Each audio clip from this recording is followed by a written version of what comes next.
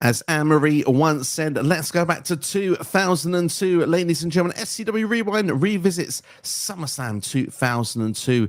Arguably one of the best SummerSlams of all time. But I'm joined in the hot seat by the one only Mr. NX Steve. Your overall thoughts of SummerSlam 2002, please. This, like, I was really overcritical of this show, but it actually is really good. And I'm glad that like the last two matches really kind of not like the rest of the matches, the rest of the card is bad, but the last two really bump it up and turn it into a really good show. I'm excited to get your thoughts on this show from start to finish, obviously. And yeah, I mean, for me, we put this out to the poll for our subscribers, and this one was the one that was chosen of all the SummerSlams given. Not gonna lie, this is in one of my probably top 5 pay-per-views of all time, as the nostalgic wrestling fan from back in the day and the ruthless aggression. So I will try not to have the rose-tinted glasses as we go through this one, but certainly looking forward to getting everyone's viewpoint in it. But we will go through some other little details towards the end of the video, like match of the night and stuff like that. So that's always something to look forward to when we do these videos. But in the meantime, let's kick off and give you a bit of the juicy details of what was SummerSlam 2002, which took place on August the 25th. It was in Uniondale, New York, or Long Island, as they put on their screens on the TV, in the Nassau Veterans Memorial Coliseum. The attendance for this show was 14,797, and we're in the buy rate era, ladies and gentlemen, 540,000. We had 2 sets of commentary teams because Raw and SmackDown had a draft. There's actually a brand split going on at this thing, quite new as well, brand split in 2002. For Monday Night Raw, representing on the headsets was Jim Ross and Jerry the King Lawler. For SmackDown was Michael Cole and Taz. So I suppose the first question I will ask you is your thoughts on the commentary teams on this show. Dude, solid teams as usual. The layout as well, having SmackDown ringside and having Raw up by the entrance ramp. Like, I forgot they used to do that. Really good to see something different. Like even just seeing like the commentary team up by the entrance ramp is just, we haven't seen it in such a long time. So it was a good nostalgic flashback. And yeah, like I said, can't go wrong with those 2 commentary teams. Really good. Yeah, absolutely. I must admit, I really liked the commentary steps. And like you say, the dynamic as well of having one team up in, like, you know, upward, like towards looking down at ringside, which is very sort of 90s when you look back at it as well. And obviously having those sort of the modern way more sitting at ringside as well for the SmackDown commentary duo. I really like that. Particularly as well, I want to give a quick early shout out on the commentary as well, because I thought some of the insight in some of the matches was really good. I think obviously JR and Jerry Lawler had an absolute exceptional time when it comes to Shawn Michaels versus Triple H. I think that they did a brilliant job in selling Shawn Michaels' injuries after being away for so long, so they did a great job with that. I really like Taz on when he goes to, you know, dissecting body parts. I think that's always been one of his strengths when it comes to the commentary setup as well. But yeah, obviously we go then into the video package, and the funny part with this one is there actually isn't one. Your thoughts on the fact there's not actually a video package here for SummerSlam 2002? A blessing, really, because the song that I presume was the song for SummerSlam I wasn't a fan of, and I think in general the video packages tonight just actually genuinely sucked, and like were one of the worst things about the show. Like there's one for the main event, and then there's one for the Unamericans where I'm like, where they put it in the show, it should have been slightly earlier on, but it adds nothing to either of the matches that faction is part of. And for me, actually, the other worst part is Bischoff and Stephanie McMahon. They are the worst thing about this show all night. They are honestly like bickering schoolchildren. And I was like, every time they cut to him after a match, I think at one point they cut to him during the Intercontinental title match. And I was like, just please get off the screen. This is so irritating. Yeah, it's like the one inter-promotional match, the one Raw versus SmackDown match, obviously, for the IC title. And yeah, it's a little bit insufferable, especially during the match is quite bad. And I don't know if they're trying to... because it's like they also like the idea of sexual tension between the two of them as well, which I think was meant to be a storyline at one point. But yeah, that's just yeah, not for me. But one thing we can say, very nice, bright and early. And shout out to CD, by the way, he's already leaving some comments in the comment section telling us about the commentary setups. Remember, before being on the ramp 2016 to 2020, Raw did do that during that period. You are correct indeed, CD. But we got to talk about our first match. Was it Marcel used to be on the commentary too? Marcel it was put through a table. Was it Brock or was it Paul? Seen again. Yeah, never. Well, it was Brock. No, I think it was Brock actually. Might have been Brock, yeah. I think it might have been Brock back in the day that did that. But first match of the show, Rey Mysterio versus Kurt Angle. Now, I'm not going to lie to you. What a banging opener between these two. I absolutely love this match to kick things off because I love the fast pace that gets into this show as well. Because obviously, Kurt Angle, a big deal. He's starting to get into wrestling machine, Kurt Angle, at this point. Rey Mysterio, he's only recently joined WWE, of course, after all the purchase of WCW, the invasion stuff had gone on past Rey Mysterio by. He comes in June of 2002, and then he's brought in, and this is his first pay-per-view here on SummerSlam, but he doesn't actually come to ringside. Actually, his way of making an entrance is actually to already be on the ring apron behind Kurt Angle, to jump, do a springboard drop kick, and kick the match off into a very fast pace where both Kurt Angle and Rey Mysterio going for big moves in the first 60 seconds. Rey attempting the ankle lock and Rey going for the 619. Did that give you a feeling of like, goodness, we've got in for a fast one here?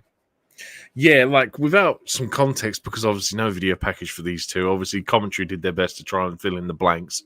But yeah, very explosive, high-paced start, and I can't fault the crowd. The crowd were phenomenal tonight, and literally from the word go in this match, they were just buzzing for it. And yeah, just loads of aggression, high intensity. Just a great way to kick off a show. Absolutely. And Kurt, obviously, like I said, is in wrestling machine mode here. Devastating German suplex to take control of the match. Rey attempting a head scissors as well in the corner, but it gets countered into a sidewalk slam. Kurt actually attempts his angle slam, but Rey actually counters it into an arm drag. This is when we see Rey Mysterio try and do a dive to the floor, but referee Jimmy Corderas gets in the way to stop him too. Like you mentioned, the crowd being very vocal, heavy boos from the crowd. Obviously, Kurt being on the floor. Jimmy sort of like ducks sort of his head in between the two ropes just to check on how Kurt Angle was doing. Rey sees his opportunity then to actually go and do the dive over the top of the referee onto Kurt onto the floor. Very fresh and something I don't think you'd have seen much of in 2002. No, I mean, the thing that helped these two as well compared to the rest of the card is obviously the mixture of styles. And Rey, obviously, they're both fantastic workers, but the thing that sets this one aside is the fact that you have Rey, who is that high flyer that can, do you know what I mean, try and pull off some crazy stuff that Kurt Angle is trying to reverse. And this was almost like a game of one-upsmanship and seeing like who was trying to get the better of the other. And the mixture of styles just complement each other fantastically. And this was such an exciting opening match. Like I'm trying to sit there and think of like the last time I was excited to watch a Kurt Angle match, but dude, this was just honestly, like, not that Kurt Angle's a bad wrestler, but like, he obviously, you have to kind of be in the mood to watch Kurt Angle, I feel, and this is just like smashes it out the park for me, and like I said, just totally excited by this. Oh, absolutely. I mean, I agree completely with how their styles mesh so well together. The high flyingness of Rey Mysterio, the sort of technical, sort of, Olympic style that Kurt brings to the ring. But like I say, he goes into wrestling machine mode here. I think we're going to some of Kurt Angle's best years in WWE around this period. I think C Nation actually brings the point up here earlier, and this is the era of the SmackDown 6 era, and absolutely these two being two of them as well. But obviously, going back into the match, obviously, Rey Mysterio's gone and done that dive over the top rope. He then brings Kurt back into the ring. Does a springboard leg drop to come back into the ring. Rey, though, gets caught, who applies then an ankle lock from ankle. Rey kicks Kurt into the ropes. That's when he goes and hits the 619. Follows this with a West Coast pop as well. That's Rey Mysterio's finisher at the time. Gets a 2 3/4 count because it's so close to the 3. You think the match is done. The crowd erupts as well with a big whoa. Rey then goes to the top. Kurt runs up to meet him, but Rey sort of manages to flip over the ropes and land on his feet. Kurt is on the buckle, and then Rey runs to land the drop kick. Rey goes for a hurricanrana, but as that happens, Kurt sort of, I'm going to give Kurt the benefit of the doubt, catches Rey's leg. It doesn't perfectly get executed, but you see what they're trying to do, and they mostly connect it. Kurt then can get that ankle lock in. There's no escape for Rey Mysterio, and Rey is forced to tap out. So Kurt Angle picks up the victory in this SummerSlam match. And booking like a mark in the house, good to see you guys in the house. And says Rey Mysterio versus Kurt Angle is, in my opinion, the greatest opener in SummerSlam history. And I don't think you are alone in that opinion. I think this could also be the greatest opener in SummerSlam history. It's one of the first matches I think of when I think of this show. And I must admit, I think it's a really hot opener to the start of the show. Yeah, I mean, apart from the finish, like you said, the slight botching, the reversal where Angle tries to grab Rey's ankle, there's nothing actually wrong with this match at all. Like, I find very little to complain about of it. Like, it's the best. It's just a great way to open a pay-per-view. It's a great way to start a crowd off. Just a great, generally just a great match in general. Like, I couldn't tell. don't know every SummerSlam opening match ever, so I couldn't honestly comment on whether this was the greatest opener ever. I'll have to take your word for that. But yeah, dude, this is just, it's fun. It's just, like I said, a great way to open a pay-per-view. You just can't go wrong with it. No, I think it's a really good match, and like for me, it's high energy, it's fast paced, and I honestly, I'm trying to think off the top of my head opening matches that are better. Certainly around this time period, I couldn't think of one that would have been better. And I think even since, there are some good matches, but I think this would always be my go-to pick. I think it's a really solid one. And I think what just adds on top of it, because there are some good ones. I mean, you know, Ricochet versus Logan Paul was a very good opener to SummerSlam last year, but most matches in WWE openers these days are like 15, 20 minutes. This is less than 10 minutes. This is 9 minutes and 20 seconds. And dare I say, it's all killer and no filler. So I think that's why it does get that grade for me as probably the best opening SummerSlam history. But all in all, what would be your star rating for this match? I gave it a 3. Now I gave it this based on how I generally felt watching it, and I sat and thought, you know what, I might go back and review this by the end of the show. But do you know what I mean? After watching the whole card, I'm quite happy to give this match a 3. I think it's a perfectly just like in the pecking order of my rankings, it sits perfectly on how I would have ranked this show. So yeah, I gave it a 3. I like it. I've actually gone really high in compared to you. I've gone for a 4. I really enjoyed this one. For me, it's just, like you said, the mesh of the styles, the fact that it's so quick. I don't think there's not a time to sit and like, you know, take it all in really until the match is finished. The only thing I think would be the slight thing that I would wish more is that this match probably did go another 5 minutes, because I was quite enjoying myself watching this one take out. But all in all, I thought this was a brilliant opener to the show, and we will quickly go and see Mr. Dave Meltzer's rating, because some people do like to know what he thinks. And Dave gave it a 3 3/4.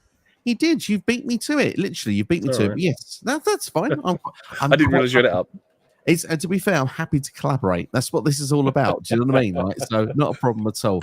Well, that's our opening match there. Rey Mysterio versus Kurt Angle, where Kurt picks up the victory. Let's get a couple of comments up then from everybody that is with us right now. Booker Mark can confirm Brock Lesnar was the one to put, Marseille, should we say, through the Raw announcers table that sent him to the fashion catwalk with Mansoor a few years later. And of course, as well, Retribution, but we tried to ignore those times. And CD actually does say as well about the F-Shark, the F5 Shark commercial, of course, was for this event. It is CD. I'm currently going to actually load this on the screen as well so people can see it, because we didn't get an opening video package, so we can marvel over Brock Lesnar wrestling a shark. And we'll come back to that in a couple of moments' time. But in the meantime, what we will do is we will go into the next moment of the show, where we do see Stephanie backstage. You're looking forward to this, NXT, I know. SmackDown, the Superior brand, tells someone of production to tell Eric Bischoff to top that match.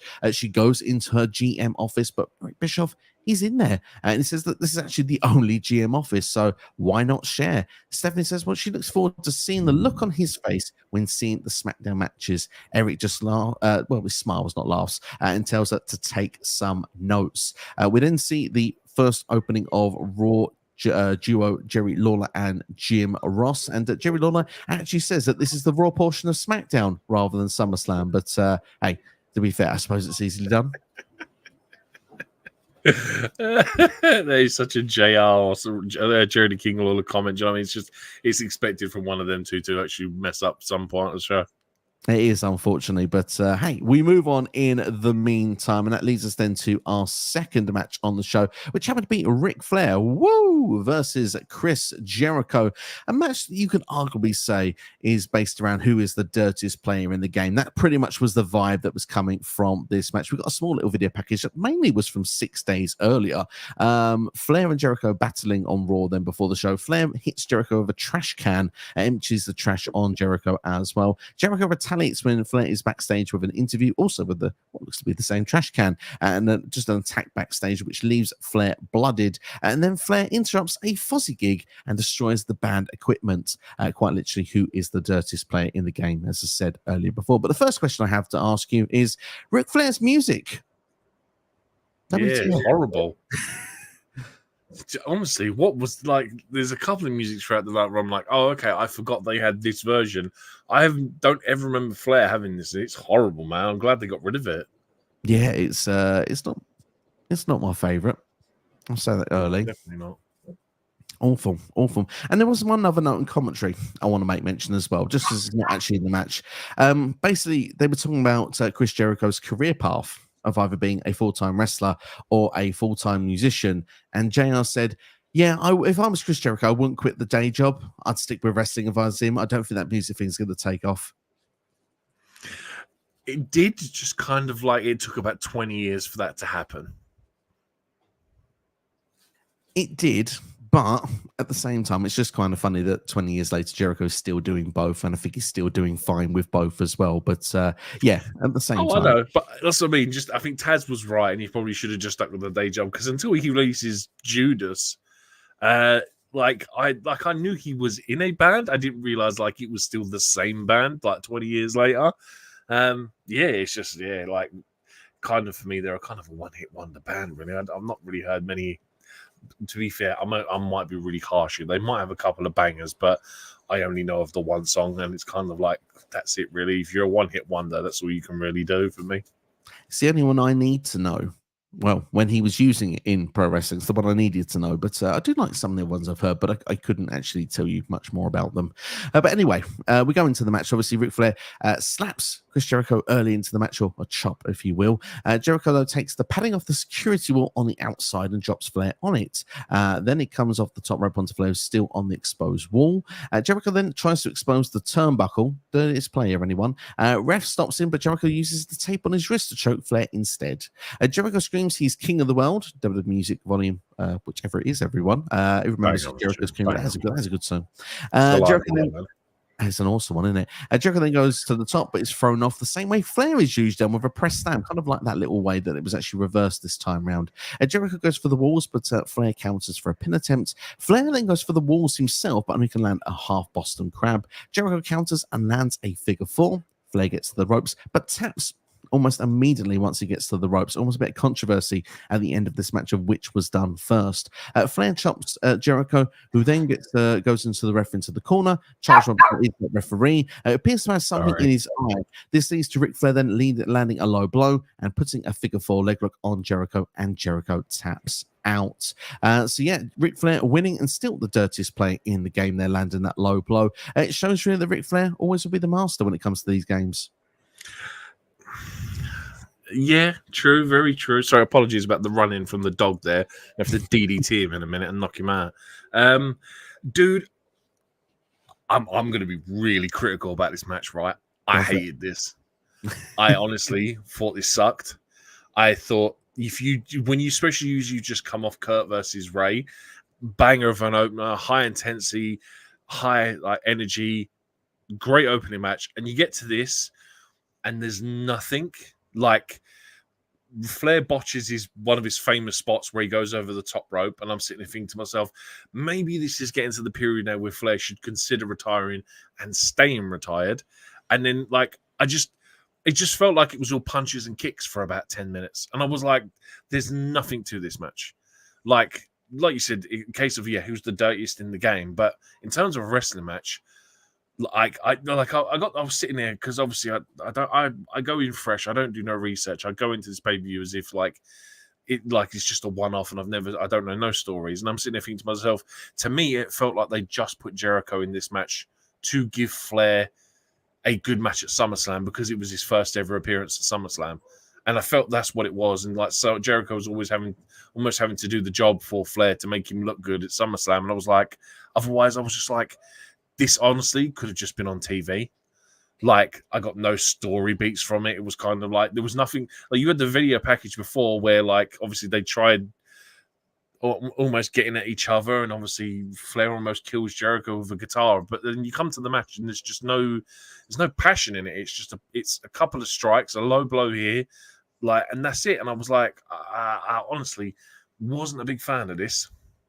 I think it's more of a story-driven match, like I was mentioned there, obviously with the who's the dirtiest player, because I feel like Jericho was trying to one-upsmanship Flair throughout the match, and obviously he's not successful with it as he gets towards the end of the match. However, I would say that I remember in 2002, this wasn't it's still not my favorite match on the show, not by a long stretch, but at the same time, I always thought it was a weird, odd booking decision for Jericho to lose the match, and I can understand that with him being the younger guy.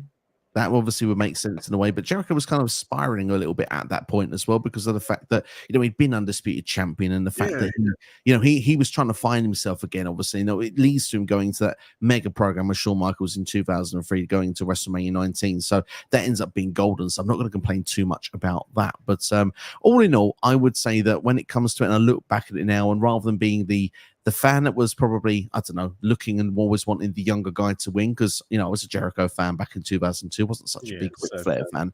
Now I appreciate Flair's work a lot more 20 years later, and I can turn around and say, I still think Jericho might have been the right decision to win on the match, but actually can kind of see where the benefit and the happiness the fans would have got, to be fair, with Ric Flair picking up the victory, like I said, in his first SummerSlam appearance. And for me, all in all, I enjoyed the story beats more of this match maybe than what I enjoyed of the in-ring work. But at the same time, the controversy was there. Was it attacked before? Did he get to the ropes first? He clearly got to the ropes first, in my opinion. Clearly got to the ropes, yeah.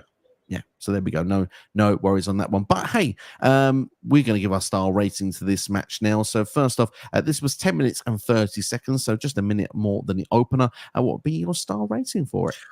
I gave it 2.25 just to be generous. Like I said, there was just not a lot in it for me. And again, I'm probably being overly critical because I sit there and think that maybe if Flair had retired around this period and not wrestled for the next 20 years, I probably would have been a bit more fond of it, maybe. But the fact that he's wrestled since, and he's just kind of got progressively older and slower, he can't reach them standards no more. And it's kind of like for me, he should have gone out on a high, but he just kept going. And I don't know, maybe it just soured it for me. But yeah, I went 2.25. Just have to remember, TV match. Ric Flair's last run before this would have been WCW 2000, so I can't blame him wanting to give it another go, to be fair, back in the ring. But, but at the same time, Evolution follows this for Ric Flair as well. So, obviously for me, I'm kind of happy that he does stick around. I still think one of the greatest factions of all time. But even though when he does that, though, he's doing tag duty with Batista, which makes sense. Singles matches just not he's lost a step, and Evolution was the perfect move for him.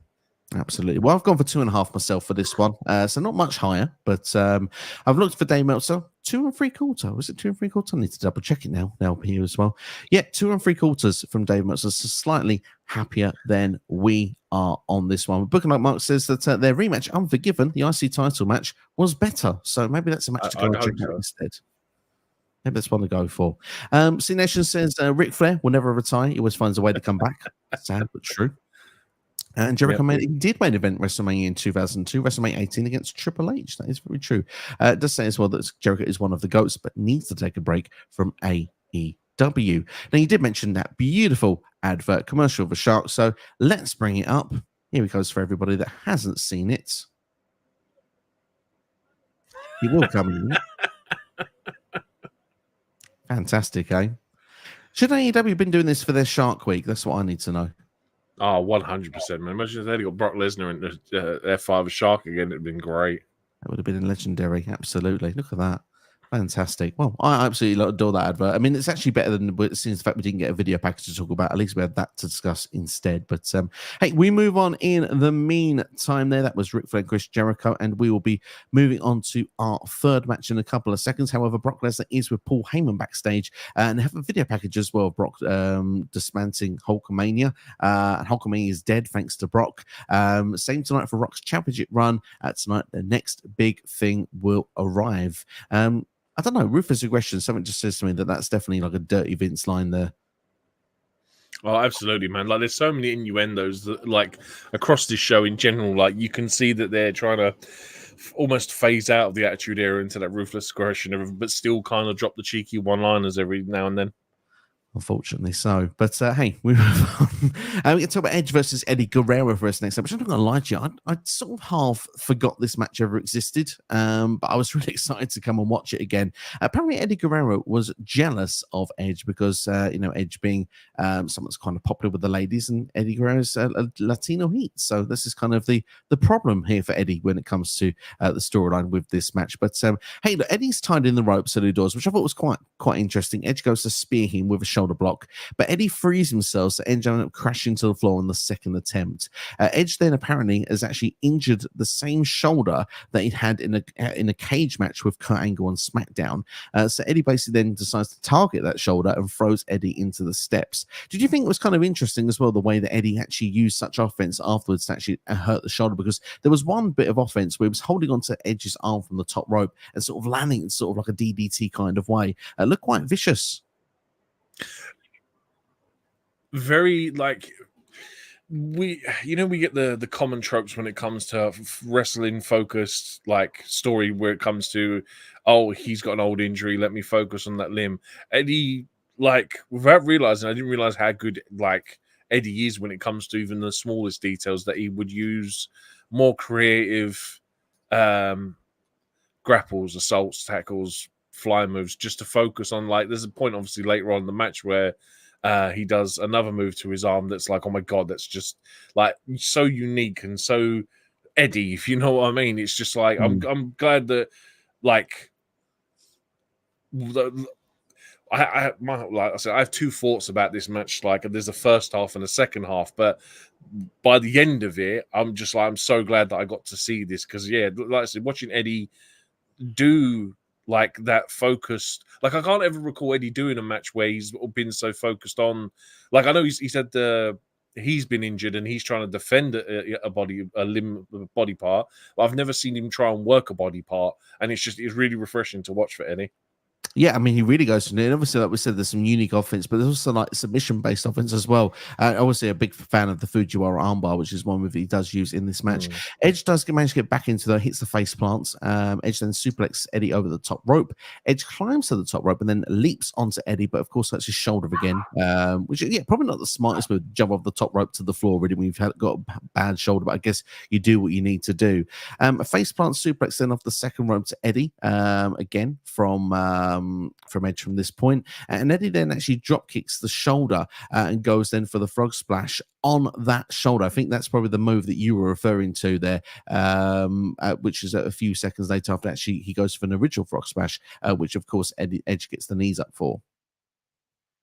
Yeah, dude, yeah, that frog splash onto the arm, like, it's not something I was expecting. Like, the frog splash is his finishing move, and for him to do it just to one limb, I thought was great. Like, genuinely, how often do we ever see someone like whenever you see Triple H pedigree someone's legs, you know what I mean, or the rock bottom someone's shoulder? It's like, I thought it was great, man. I really appreciated it.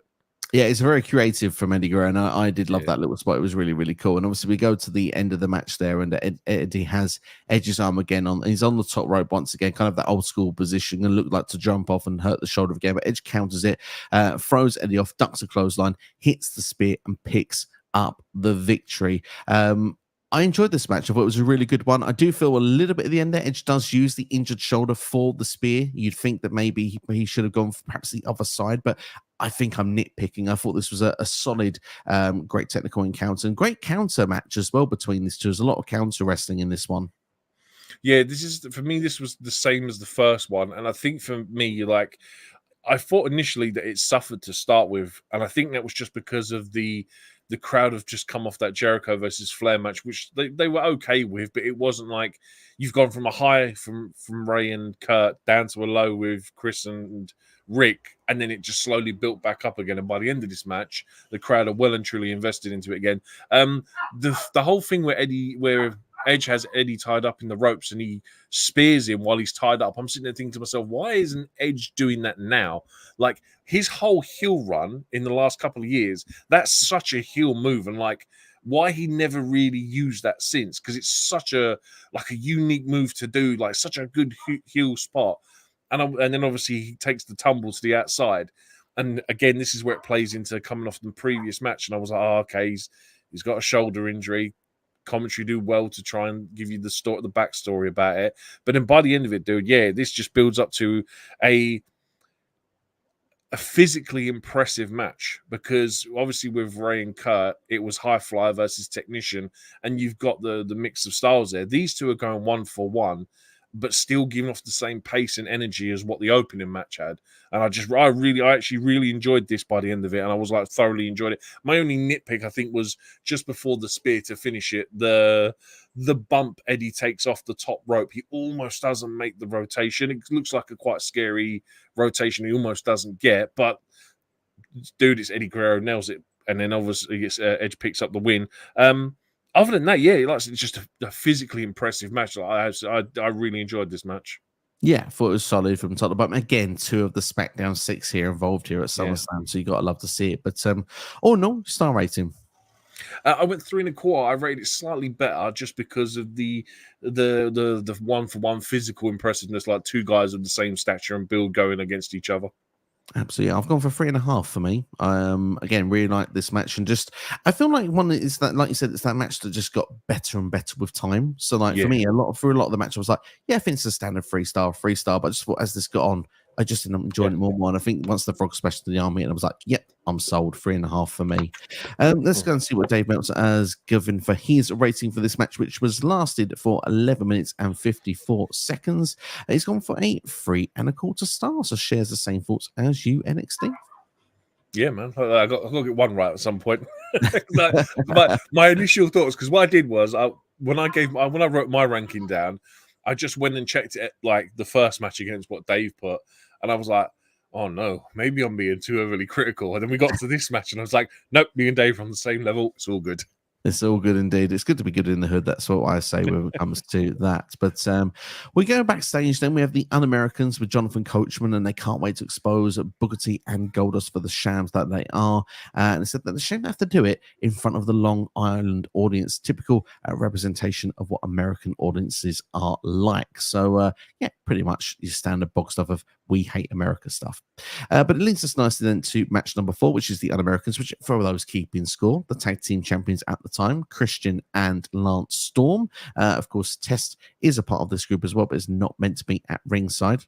Not meant to be at ringside. Remember that. Going against Booker T and Goldust. Was you a fan of Booker T and Goldust tandem from back in the day?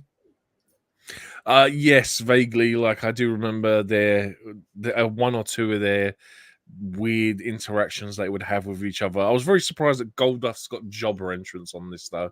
Yeah, he's not got any real entrance on this show, has he? Sorry, say that again, Steve.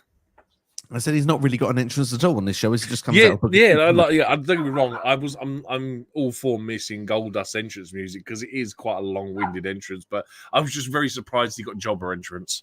Yeah, no, I kind of get you on that point there. I remember the time Goldust was electrocuted on Raw. That was an interesting timing with Booker T from back in the day. But anyway, I remember that. No. But anyway, we got the US flag upside down with the Un-Americans, which apparently, I didn't know this, is a symbol for the stress. So that's kind of what that symbol is. Learn something new when you watch some of these shows. But the Americans take control when Goldust is thrown over the top rope near the corner as well, going crashing to the floor. Christian pushes Goldust then back first into the security wall. We'll be saying that a lot during this show. Un-Americans then cheating at every opportunity as well, trying to stop Goldust from making a hot tag to Booker T. That's pretty much what's going on there, to the point that even when the hot tag is made to Booker T, the referee doesn't see it. And even the commentary, even Jerry Lawler's like, how did the ref not see that? Which is kind of interesting as well to see the heel commentator even to say it as well. But hey, Goldust pretty much we see Booker is tangled, with the referee, which means that the Un-Americans then go for a concerto. They completely miss. This is when Goldust then hits a double clothesline to get that hot tag finally. Booker T comes in, but he ducks a flying kick from Lance Storm, who actually goes crashing into the referee. We've seen Booker hit a double scissor kick, which was quite fun. And of course, yes, we asked for it. We got it. The spinneroonie was put by Booker T, followed by a sidekick as well. An invisible pin made there while the ref is out cold. Storm comes in with the title, misses Goldust. They battle to the floor. And then I said, Test not meant to be at ringside, comes on down and hits the big boot to Booker T. Christian gets that pinfall. 1, 2, 3. But the big question I have for you, NXT, which slightly takes away from this finish, only very, very slightly. The referee feels like he's looking at Test as Test leaves the ring. Is he just still a little bit wobbly, googly-eyed, or is he kind of like pretending to just ignore that? Possibly. Like, I'm sure, like, dude, there's enough errors with referees on this night that this one is the minorest of ones that you could have got away with. Yeah, to be fair, in all honesty, but obviously, your thoughts of the tag team match and the Un-Americans retaining the tag team championship. Honestly, when I first looked at the match on card, I was like, this is the biggest pile of dog. Just honestly, I can imagine this is going to completely suck.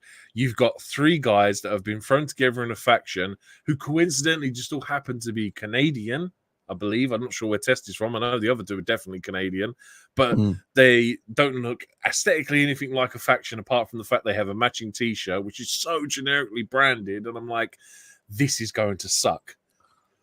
However, I absolutely love this. This was fantastic. This, for me, back in 2002, this is probably a bang average tag team match. But compared to what we watched today, this is so refreshing to watch because it's all the screwy stuff, like the referee missing the hot tag, the interruptions, just everything in general. The Lance Storm ref bump was great. Like, he drop kicks that ref, and I was sold it. I honestly, seeing all this stuff that we just really don't get no more just made me feel so nostalgic. And I thoroughly love this. This was actually very close to being my match of the night. I loved it that much. Do you know what I mean? And it's the Un-Americans versus Booker T and Goldust. But yeah, dude, this was like this for me. After watching, like, say, the first three matches, and we got to this, and I was like, oh, here we go. We'll get back to yo-yoing again. But dude, I thought this was just so much fun. And it's what I fell in love with when it comes to tag team wrestling. Like just the simplest thing of the ref missing the hot tag. Just, dude, I love it every time. It just makes me laugh so much. It's so much fun. As a big tag team guy, I was really fascinated with your thoughts with this one. And to be fair, you've not disappointed me. I'm loving the fact that you're loving the nostalgia, the retro. This is what this is all about because we don't see so much of that stuff anymore. And it's a fun tag team match. I mean, for me, I'm going to say that it's a standard tag team match. I would argue and say that it feels like the wrong result on the night, but obviously Booker T and Goldust, it's just delayed to a later date. They do eventually win those tag team titles. And to be fair, I mean, you look at the openings of the show, obviously Kurt Angle does pick up the win over Rey Mysterio, but you've had two baby faces win the next two matches. It probably did feel like the right time for a heel team or heels to pick up wins on this show here. So yeah, I suppose I shouldn't complain too much with it. Yeah, like I said, dude, me just being nostalgic. I mean, my match rating, by the way, 3.25. This is up there on par with the Edge and Guerrero match, like Edge and Eddie Guerrero match. Like, dude, just loved it so much. Like, honestly, probably back in the day, I'm probably giving this like 2.25. Like, this is bang average tag team wrestling, but dude, 20 years later, 3.25 from me. Yeah, fair play. I've gone for 2 3/4 for me. I enjoyed the tag team match. I think that it's good, it's decent, it's fun. There's not really much we're going to add. Like you say, I like the nostalgia-ness of it as well. Slightly disappointed with the test and the boot finish, but other than that, I was quite happy. Let's see what Dave Meltzer's got to say. They're booking tests. They were booking test boot like Claymore nowadays. Like, that thing is lethal. It was lethal back in the day. Maybe not as lethal later in the show, but we won't spoil too much. But 3 stars from Dave Meltzer for this match that lasted 9 minutes and 37 seconds. So, hey, can't be that bad if only a quarter more than what Dave rated it. Yeah, absolutely. Absolutely indeed. C-Nation Doug with a great comments coming here. Booker T and Goddess are one of the best oddball tag teams, certainly of all time. I would have to agree. What were any oddball tag teams that come to mind that you feel that could perhaps match Booker T and Goldust from back in the day? Kane and X-Pac. That's a good oddball tag team, yeah. They certainly ruled the roost in 1999 for sure. Yeah, I don't know if it's very oddball, but obviously the bar were thrown together. Obviously Sheamus and Cesaro, and that worked pretty darn well for those two. But I wouldn't really call them an oddball tag team, none seriously. But I suppose Kane and Daniel Bryan would be another oddball tag team. Team hell no. Kane has a good record of oddball tag team partners, really. Like, somehow he gets thrown in with certain people and still wins tag team gold. Like, is Kane the best tag team wrestler in the world? You never know. You never know. And I'll tell you what, Rock and Sock Connection as well. Another great shout. That's 2 main eventers, though. That's kind of like Shawn. That's kind of like Triple H and Steve Austin being put together. Like, it's oddball, but it's not as oddball as, like I said, the previous answers. perhaps, but The Rock hated it for the majority of the time. The amount going through. So good about it. Absolutely. The Rock was like, every time, this is the last time we're doing this, and then they go and win the tag team titles. Like, it's just, you couldn't sum it up perfectly, you know.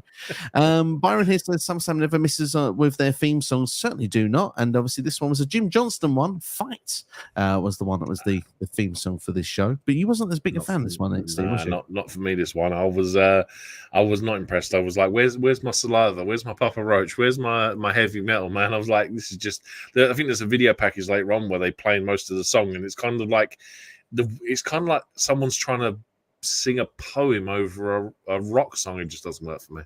I just like the sort of deep, sort of eerie voice of it. I didn't mind it personally. It's also on that same collection of Jericho's Best in the World and Undertaker's theme song. Still got it on CD somewhere. It's probably very dusty. Dude, it's on my Spotify playlist. That's that King of My World song. It's a banger. It's a good tune. Kane won the tag team titles with 7 different tag team partners, which is a record for most tag team partners. So maybe Kane is the greatest tag team specialist. There we go. There you go, man. Like I said, he's got so many different partners. Like, he's, yeah, man. Like I said, he's got it's almost like he's got the best, like, in-ring chemistry with random people. Absolutely. Or they're too frightened to do anything else, so they just team with him. Yeah, they just true. Tag him in when it's ready. So it is Kane after all. Yeah. Pretty much that's our thoughts with the tag team match. And I think we're 40 minutes into the video. I think it's a kind and good moment to say, if you're enjoying this video and you are with us, hit the like button. Do a fair favor. Go on. We have to talk about the next segment that happens before the match, because what the goes on here, dude? Because I honestly have no clue. Like, don't get me wrong, I remember the whole WWE world at Times Square. Like, as a kid, many times I sat and watched the pay-per-view going, I wish I could go there and watch a pay-per-view. I think that'd be pretty cool until they closed it down. Why is Jamie Noble trying to pawn off his sister or girlfriend or whatever in the middle of Times Square? It was hilarious. The thing is, it's so wrong and it's so weird.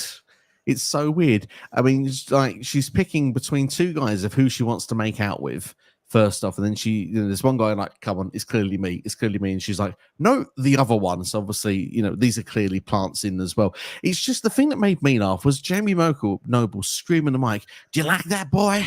Do you like that boy? It's just like, oh my God.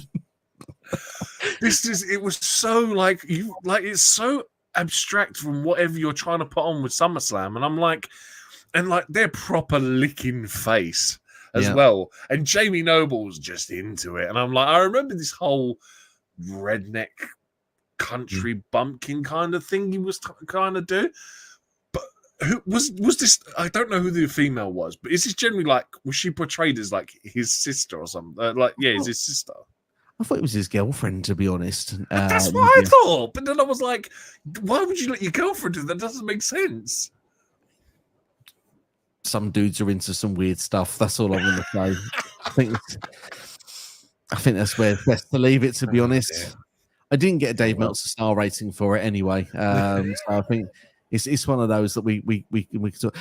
One funny part is WWE World. I've got to say, I kind of felt the same as you. I was like, I wish I could have gone to that back in the day. And I didn't realize until after I'd been to New York that actually it's now the Hard Rock Cafe. I'd been in there. So kind of technically I've been there just many years later, and it had nothing to do with WWE. But I just imagine, though, that half the time when there's no pay-per-view on, that place is just dead. Like, obviously 2002 wrestling is a big faux pas, and no one really talks about it. Like, no one used to tell anyone that they were wrestling fans. It was kind of like you had to wear a t-shirt, but it was like, you're wearing a wrestling t-shirt, maybe you and me can like be friends and talk about this stuff. But it was a big faux pas, and like, I imagine like people go to 2002, go to Times Square, like, why would I want to go to a restaurant that's WWE themed? No, I'm all right. And then that's how I imagine why it went out of business.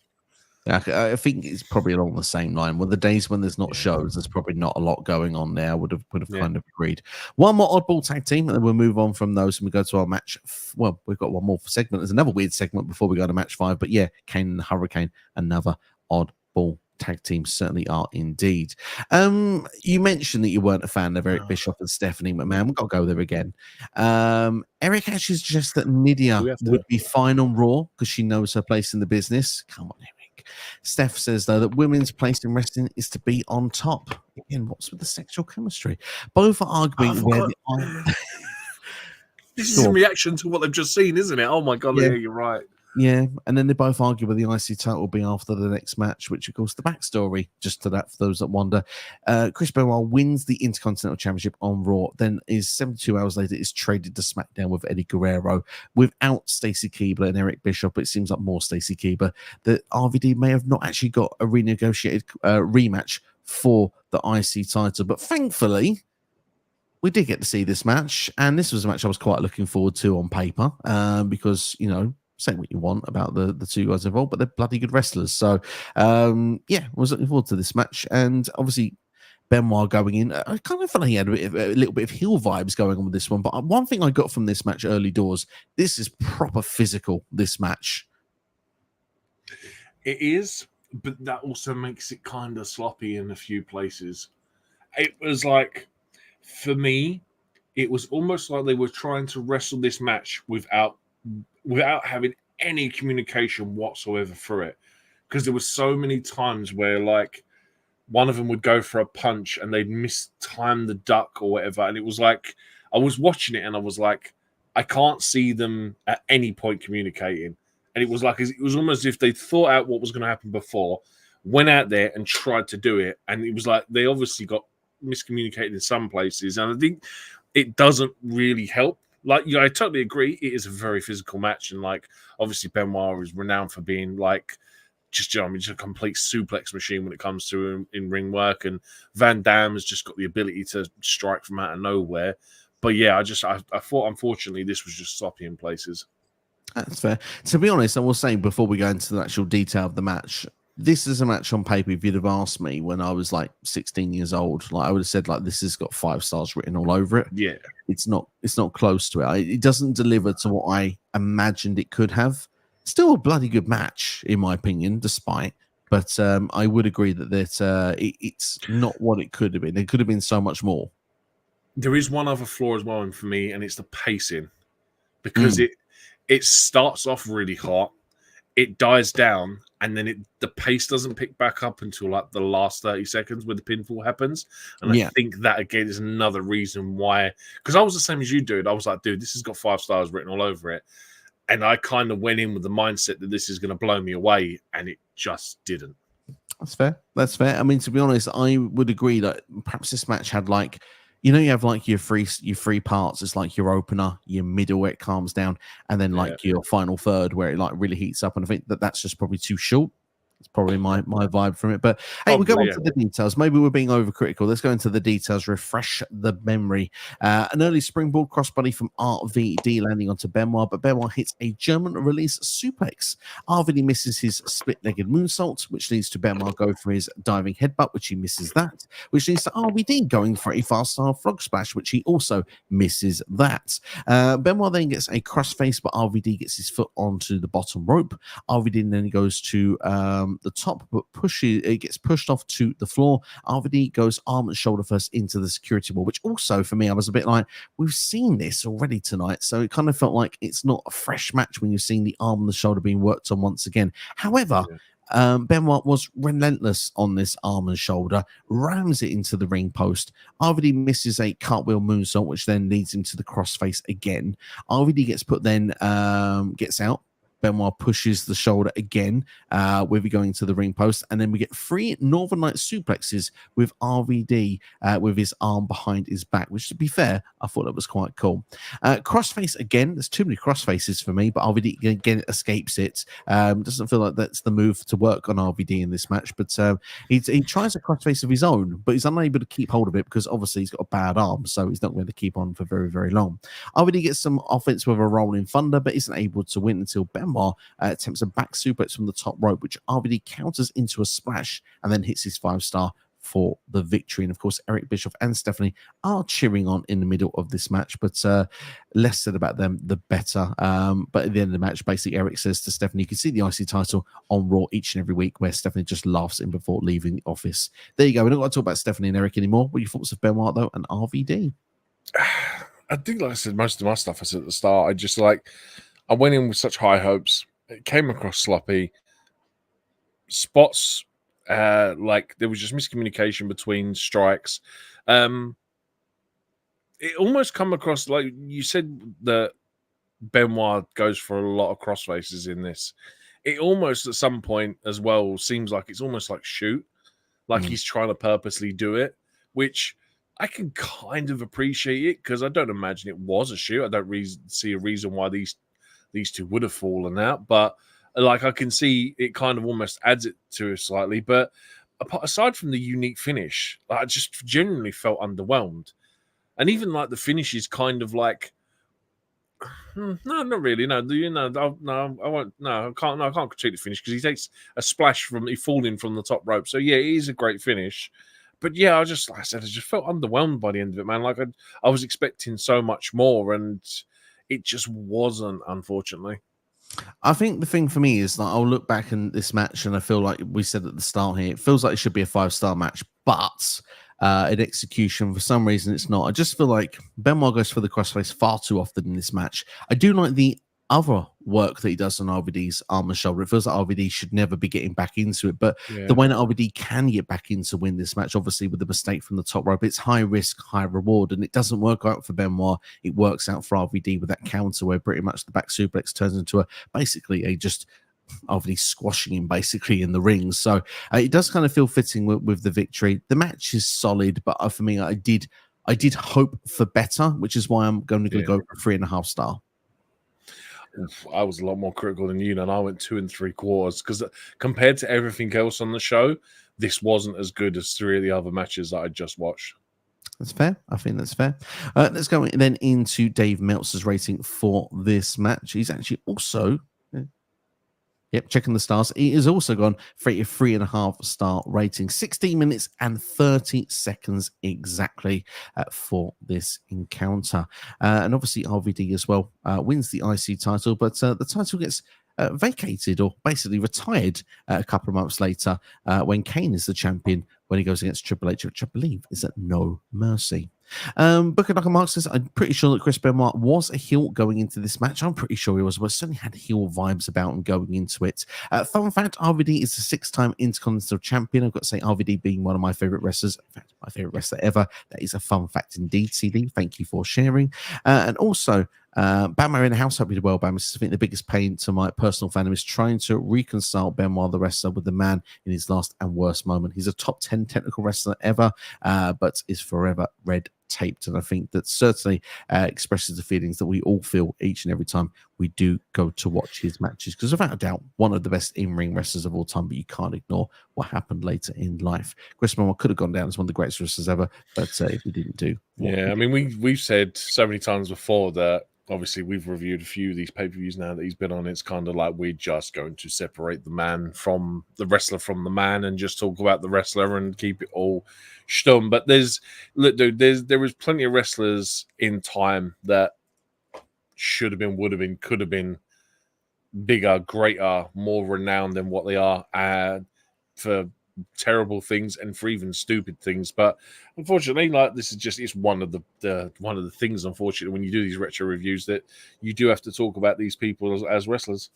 Yeah, absolutely. And the thing is, we do our best to separate as best as we can, and hopefully we can still deliver content in the way that everybody wants it to be delivered. Because we'd be wrong for us, I think, in our opinion anyway, to not discuss these matches. So totally, but I think it's very well said from everyone everywhere around in the comments, and also from yourself, NX Steve.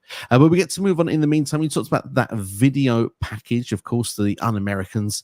Obviously, the world hates America, and they hate America as well. An average American as well can list every Britney Spears song, but not the Bill of Rights. I thought that was quite a fun line from Christian.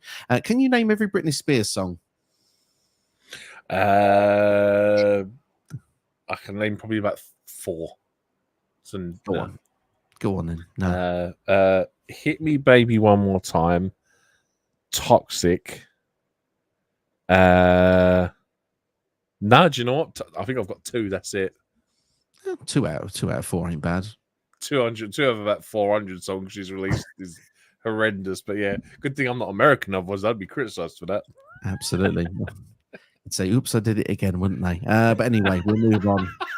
You're so corny to get that, to tee that up. I know. Sometimes I think I should just be stronger and not do it, but oh hey, God, no. Keith Stein, no, it's just going to be the next 45 minutes of Britney Spears puns. I know. The DJ's coming at me now. I'll spare everybody. We'll move on in the meantime to Undertaker versus Test, because basically the rest of the video package is Test attacking the Undertaker and the tag champions attacking Booker T and Goldust with no real context of any of it. So yeah, I kind of agree with you. The video package is a bit lackluster, to say the very least. But hey, we're moving to the match itself, and obviously Old School from Undertaker's countered when Test shoves the referee into the ropes.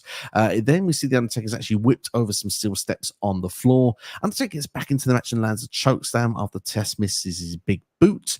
Taker then going to go for the last ride, but Lance Storm and Christian come down. Both end up eating chokeslams as well for their trouble.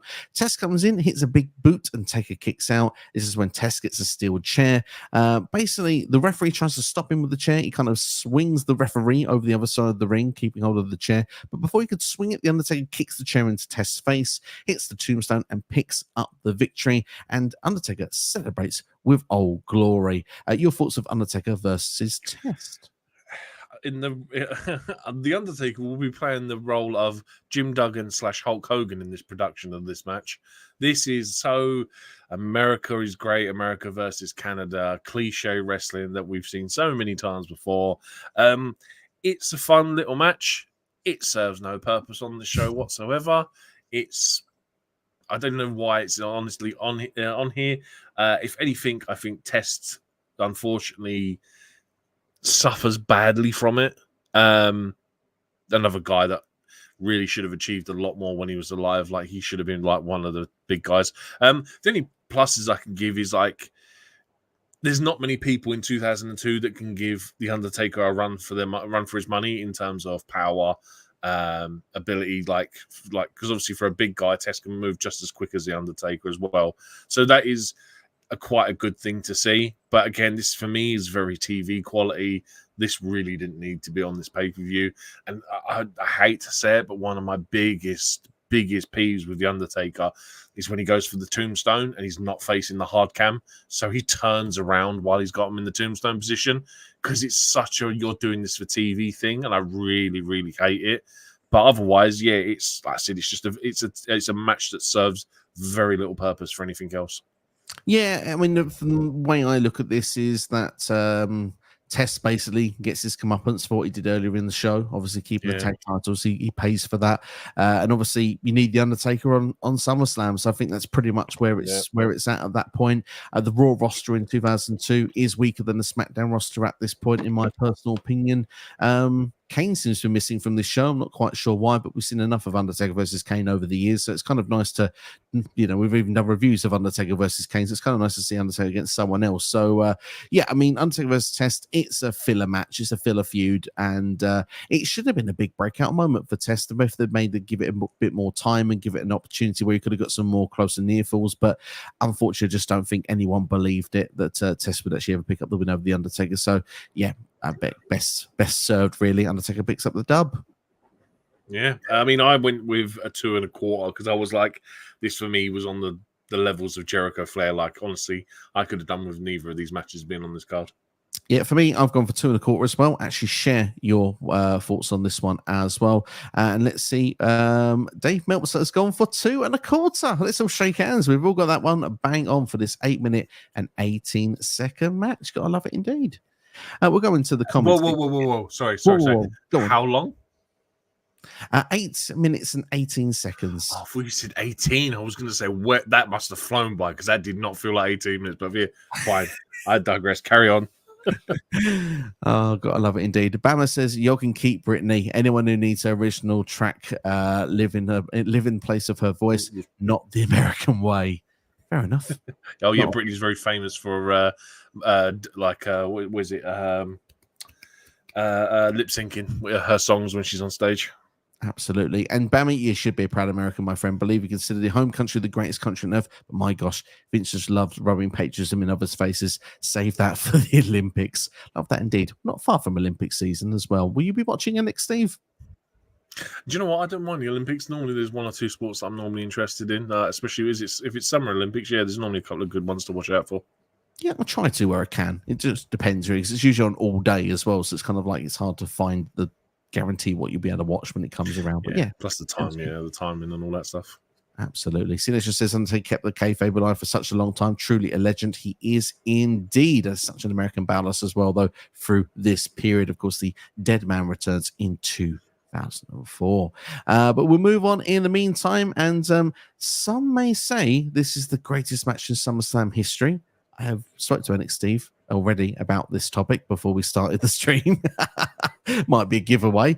But we're going to start first then by talking about the fact that Shawn hasn't wrestled for 1,609 days due to a broken back. The last match Shawn had before this was in 1998 at WrestleMania 14. I think for many fans, including myself, I never thought when we got to this stage that we'd be seeing Shawn Michaels ever back in the wrestling ring. And of course, Shawn would then go on to wrestle for another 9.5 years. Could you put yourself back into that place and think how perhaps lucky or how you felt knowing that Shawn would be wrestling in a wrestling ring once again after being away for that such long time?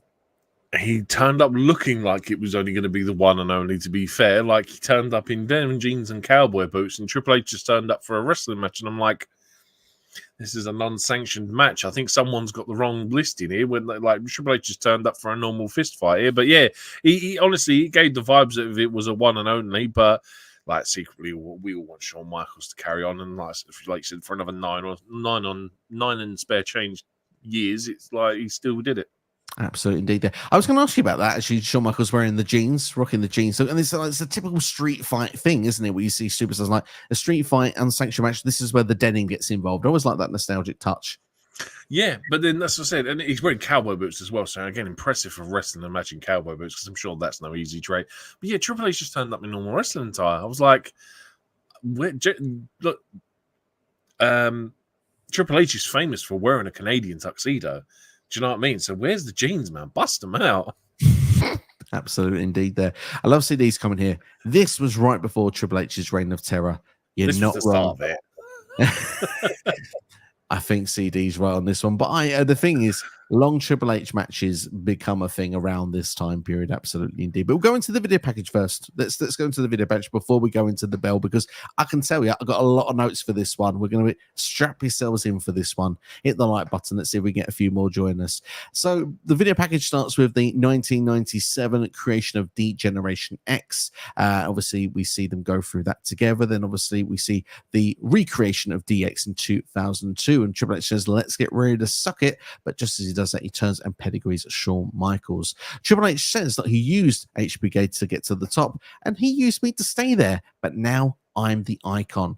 Someone know from production tells Triple H about Shawn Michaels, and obviously runs to the car park, sees that Michaels is laid out, bloody as well, and a face had gone through the car window. And Triple H basically said he was going to find whoever did it. Shawn Michaels said whoever did it attacked him from behind, and then we see a camera which has a fuzzy feature. Unfuzz and see that it's Triple H who did it. And that's when we see Triple H smile. He says, yes, it was me, Michaels. It was me who did it. And I wanted to prove that Shawn Michaels was weak. Shawn Michaels said that I might not be 100% now, but maybe it will be from a match at, say, SummerSlam, which obviously that's the moment we see the place erupt. The fact that we'd see Shawn Michaels wrestle again. And Eric Bischoff discusses with Triple H backstage that this match will be unsanctioned. We're gonna, because this match deep down in the results book will have never happened, where Triple H turns back and says, but it will. Your thoughts on the video package? Dude, it's a great video package. It's very sick of living in Shawn Michaels' shadow kind of vibe. The head, I honestly don't remember the head going through the car window. Like, that was like horrifically gory, and I'm like, okay, yeah, cool, got it. Can feel like the intensity, and then dude, I'm sorry, the whole fuzzy CCTV camera, and then all of a sudden it's like zoom in, focus, and Triple H. Like you can tell from the pose is Triple H. It's such a bad, such a bad clip, but it's funny. But dude, I get it. It's like it is to build the moment, and like I said, I appreciate it for that.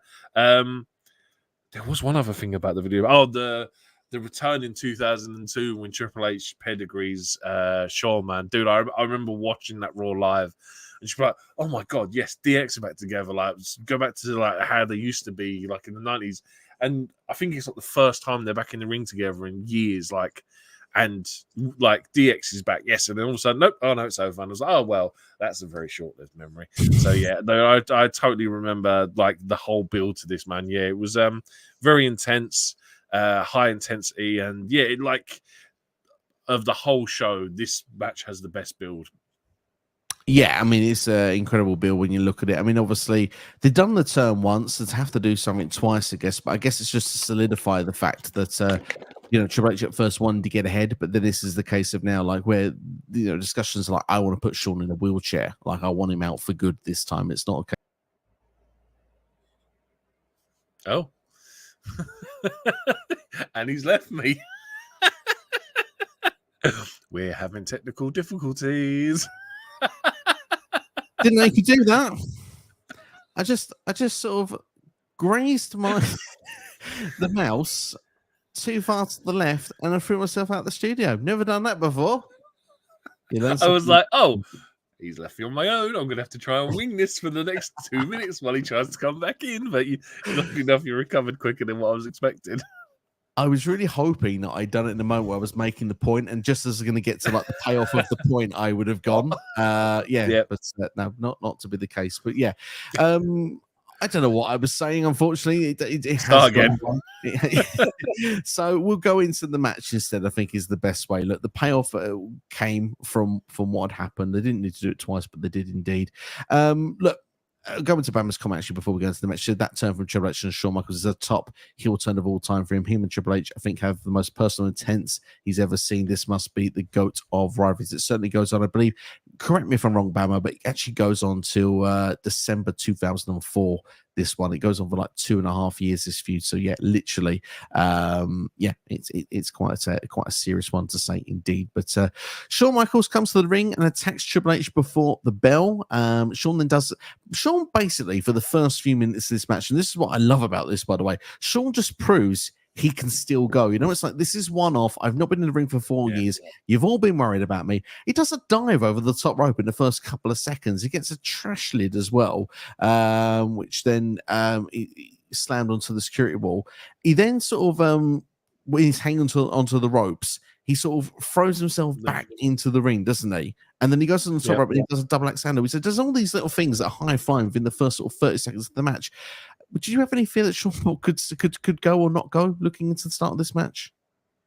Yeah, I mean, dude, it's only about 6 minutes long before he gets bust open, for God's sake. And it's like, oh, this is the old Shawn Michaels of yesterday. Do you know what I mean? Or yesteryear. Like, this guy is ready to go. Like, his in-ring style just didn't feel off.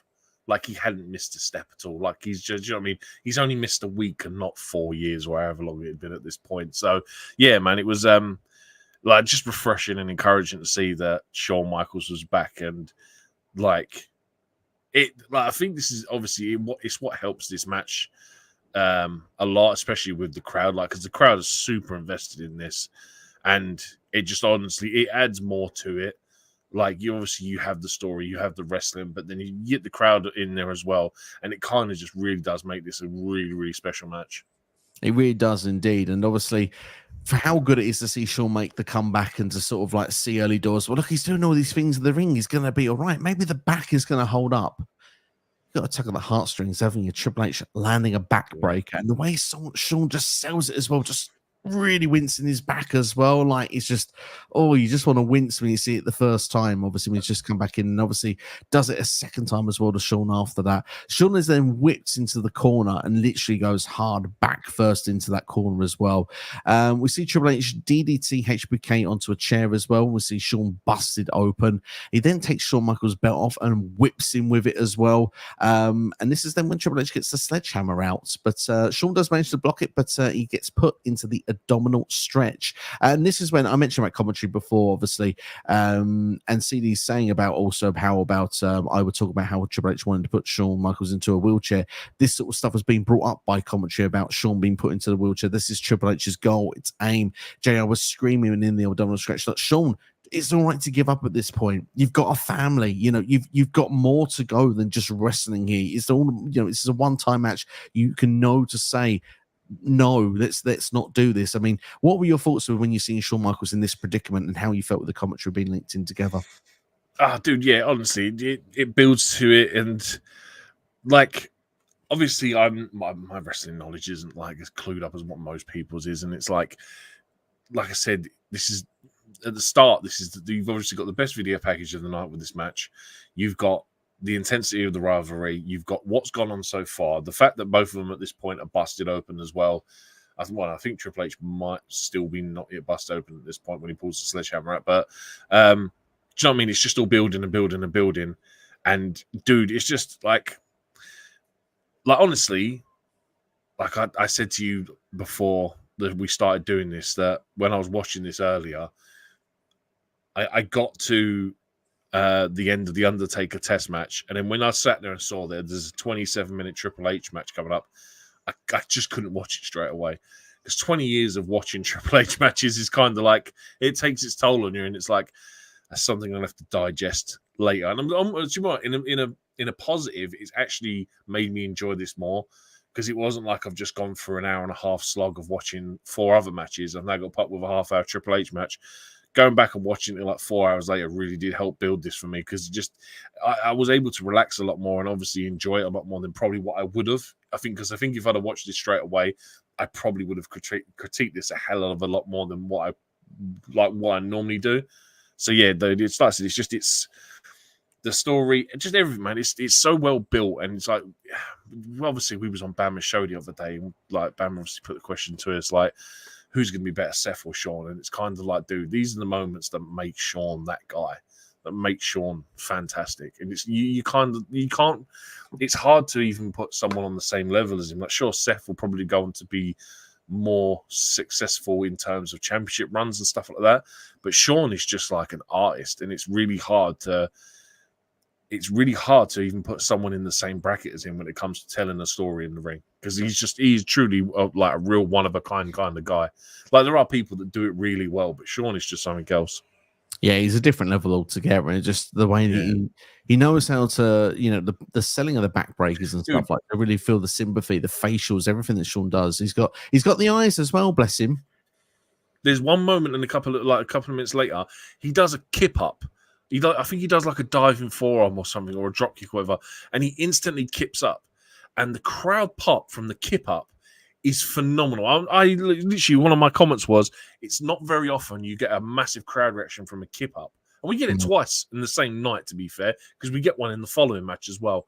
And I was like, that kip up, just honestly, the crowd would just eat it up. It's just fantastic. And honestly, we see it so, again, it might be because this is like 20 years ago, but nowadays everyone does a kip up. Drew does a kip up. Seth does a kip up. Kofi does a kip up. Everyone does it. But Shawn was kind of like one of the few guys that used to do it. And I think obviously 2002, that's really appreciated in this moment, because Shawn's telling that's just one simple way of him telling the crowd that I may be down, but I'm not out, and he's ready to fight. He's ready to go again, man. And it's just the simplest thing. It's a kip up. That's all it is. As Bama said, and by the way, quick plug for Bama's This or That show that we were both on. There's the YouTube handle for you to go and click on below for it. It's obviously available on Spotify and Twitch as well. But yeah, it says the same thing as you with that nip up, by the way. Goosebumps, what a moment to know that there's going to be another chance at his career. It is an absolutely special moment of the match. It really, really is. And just another one of those moments as well, that Shawn, he's still got it kind of thing. Do you know what I mean? But both men fighting the top rope. Shawn, Triple H's punches Triple H off. Looks like he would do the elbow, but Triple H pushes the ref into the ropes. Shawn is then hanging on the top rope, and that's when Triple H hits the steel chair into HBK's back, which, let's be fair, that's brutal looking as well. Just the way Shawn's just hanging like forwards as well. The way the chair goes in the back is just it's a bit nasty looking. Triple H does a backbreaker using a standing steel chair again. I think for the time period especially, it's quite menacing. You see that more often these days, and then obviously follows up with a sidewalk slam on the chair as well. Shawn kicks out on 2 on both of those occasions. Triple H looks to hit a pedigree on the chair, but HBK lands a low blow. We see a sweet chin music into the chair, into Triple H, and that's the moment Triple H is bleeding profusely, in the words of Jerry the King Lord, and I thought I'd borrow that for my notes as well. HBK lands that flying forearm, and that's where we get the kip up there, the roar from the crowd there. Lands a chair shot to the game as well, and then we see Triple H then over the top rope to the floor, and it's kind of like return to sender, as Jim Ross would say there. It whips Triple H with the belt, also hits him with the trash can. Steals Hugo Savanovich's boot. That's not easy to say from the Spanish announce booth, and actually hits Triple H in the face with a forward shoe. Who steals a shoe nowadays? Who throws a shoe nowadays? I mean, I believe it's, if anyone is, they're usually timeless. That's all I would say these days. But or certainly they were timeless and they were attacked by someone who used to be running with them. But Hugo Savanovic, though, certainly was probably limping for the rest of that show. So it looked to be quite a heel on that shoe as well. Triple H bulldogs Triple H. It's his face into the steps. This is when Shawn gets a ladder from the outside. Again, a big roar from the crowd. Hits Triple H face first, followed by a few shots to the ribs or a low blow, depending on the way that you look at it. We then see a swing shot from Triple H going into the ladder as well. Shawn lands a superplex, and something I actually really like attention to detail in this match. Shawn tries to turn on the superplex, and not all the impact goes on his back, because if he lands on his back, it's going to hurt him as much. So I liked that little detail a lot. Triple H gets the steel steps, but receives a drop down toe hold. So Triple H again goes face first into another bit of steel as well. Shawn Michaels then gets a table, hits Triple H with a fire extinguisher, and then puts Triple H on that table, jumps off the top rope and does a splash through the table. And again, for those that are wondering, is Shawn crazy? He does this motion before jumping off the top rope. He's a bit loco, which again, a nice little touch there from Shawn there. And then does an elbow from the top rope of the ladder to Triple H in the ring. Shawn Michaels goes for sweet chin music because it feels like we got the end of the match. He's countered, though, for a pedigree attempt from Triple H. Again, it's countered, though, into a roll-up, and Shawn Michaels manages to pick up the heartfelt win. But of course, the emotion, the satisfaction, everything that goes with it only lasts for a few seconds, because Triple H, after the match, grabs that sledgehammer and hits Shawn Michaels straight in the back, looks him square in the eyes to let Shawn know it was me who did it, and does it one more time at the top of the spine. Gruesome, kind of a bit hard to look at, to be fair, because I mean, the sledgehammer for me is just one of those anyway. Triple H blooded, leaving smiling, and Shawn Michaels leaving on a stretcher. But of course, it's not the end of Shawn. We get another 9.5 years. It's a good time. But I would say that for me, phenomenal match. Yes, as you mentioned, 27 minutes and 19 seconds for this unsanctioned match, a street fight as well. And Steve, your full thoughts of this match, please. Yeah, dude, there's not really much I can probably add to it. I mean, like I said at the start, there's a stigma that comes with Triple H matches now. And when you look at the time of them and you see it's 27 minutes, and let's be fair, he's had some stinkers that have been that long as well. Honestly, it's almost a daunting process of watching a Triple H match that goes that long. But like you said, this is supposed to be rated like the greatest SummerSlam match of all time. You can tell why. It's well executed, it's well produced, it's well thought out, it's well planned. A couple of nitpick bits, like you can obviously tell when Shawn does the blade to himself. Triple H actually drops his blade, I think, after he cops that super kick from the steel chair to the face. And it's kind of like, again, I'm being overly critical because it's 22 years later and I'm a bit more clued in about how the business works than I used to be into that back then. But yeah, it's a great match. Like, the story in itself is so good that you could have quite happily seen them do this again a month later at the next pay-per-view, a month later at the next pay-per-view after that. And it just, dude, it's like I said, obviously with Shawn obviously coming back and just it adds to the emotion and stuff. It's a perfectly placed match at the perfectly placed time. It's really hard to beat, and that's obviously what adds to this being possibly the greatest SummerSlam match ever. Absolutely. Well, a video that was on this channel on YouTube asking lots of YouTubers about the greatest SummerSlam match. This was one that was voted the winner at the end of it. It's hard to argue against it in a way. There is a question here asked by Roger, what is the greatest SummerSlam match? I think it could be this one. My other personal standouts, if I was to pick one or two other ones out there, I would say would be the 3-team ladder match from 2000, the Hardys, Edge and Christian and Dudleys. I think is a very good one, which leads us to TLC, of course, the first ever one.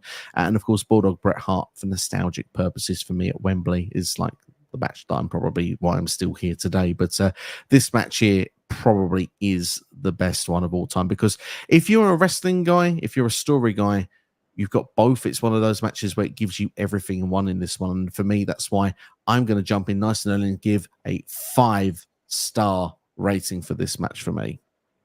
Oh, okay. I didn't rate it as high as you, although I can see why you've gone there. Like I said, for me, I've got to knock it for the time, just because even as a fan going back and watching this, it's still 27 minutes long. And I know that it had to be, well, it didn't have to be that long to tell a point. The fact that Shawn gets busted open after 6 minutes sums it up that this really didn't need to be 27 minutes long. I've got to knock it for that, really. I'm gonna go 4.5. It is really good. It's probably one of the best matches of 2002. But like I said, that timing, man, it's this is the beginning of 27-minute long Triple H matches, and I can't help but knock it for that length of time. To be fair, there were a lot worse Triple H matches that are this long. Agreed. Yeah, and they've got a lot worse rating. But like I said, it's like he's just so profoundly known for doing, and it's like if you took someone who didn't watch wrestling, showed him all the crap Triple H matches that are 30 minutes long before you showed him this match, if they then turn around and go, oh my God, another 30-minute match, it's going to knock it. Like, people would be put off watching it if they didn't know how good it was. And that I think that's where I'm trying to take you from like an almost a neutral perspective. I'm trying to be the yin to your yang, Steve. I'm trying to find the negative in the positive. I'm trying to be diplomatic, or I'm trying to be, do you know what I mean? I'm trying to be left wing. You're trying to be right wing here. I'm just trying to be even. God damn it! I love your style there. And to be fair, I've got Dave Meltzer's rating for this one as well. 4.25 star rating for this match. He's not got the full 5 either for it, but hey, I think it's definitely justified and worthy. The emotion and everything that goes in with it, and just to put yourself back in that moment, just that it felt quite special. I tell you what, I give it props as well, because it's not very often you rate a match 5 stars. Like me, I throw them around sometimes like they're candy, and like anyone can have them. So for you to rate it 5 stars probably means a lot more than anything else. Like, dude, the Zombie Lumberjack match is 5 stars for me, but you know what I mean? It's probably a dud. So, you know, that just shows where I'm coming from on match ratings. Minus star ratings. That has got to be a watch along in the worst series soon. We've got to do that. It's got to be there. Never the worst. We can call that a debate episode as well. It would be quite fun to do. But yeah, we'll go into the comments in a couple of seconds. That's been our thoughts there of Shawn Michaels versus Triple H. And I'll say we've got quite a few comments that have come flying in as well. Bama says he retired fully in 2010. Don't tarnish the GOAT. Obviously, I think there's been discussion here regarding the Crown Jewel match, which of course we will go back and watch that one day as well, but probably not anytime soon. The feud apparently went to Bad Blood 2004. I thought it went to Armageddon 2004 with these two, but perhaps I'm wrong on that detail. But certainly goes for around 2 years for sure. Anyway, apparently before I cut out, I was talking about put Shawn Michaels in a wheelchair. We had wondered at that point if Triple H had accomplished that mission, but certainly hadn't in the end. Sid is in the house, and he's got a bit of a personal question for you, NXT. Hope you don't mind me bringing it up. Oh no! Have you had a haircut and changed the beard? Oh no! I've just groomed myself, if I'm honest, man. Like, you know what it was? The wife went away for 4 or 5 days, and my hair was just getting disgustingly long. So and then she come home, just got to shave the sides, and then just trim the beard, so I don't look like a hobo all the time, if I'm honest. So yeah, try and present myself a bit more for the channel. You know what I mean? This is Steve's channel. I've got to try and look the part. well groomed, my friend. That's all I can say. Well groomed. That's all. I think I answered this question. I'm not sure if you did about what is the greatest SummerSlam match. Do you have one that springs to mind?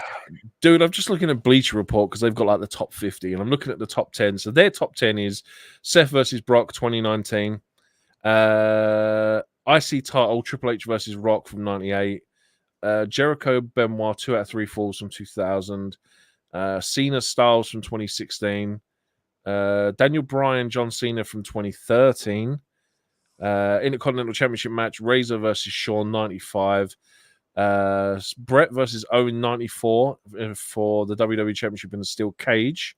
No DQ Punk Lesnar 2013. TLC 1 Hardy Boys and the IC Championship Bret Hart versus the British Bulldog from 92.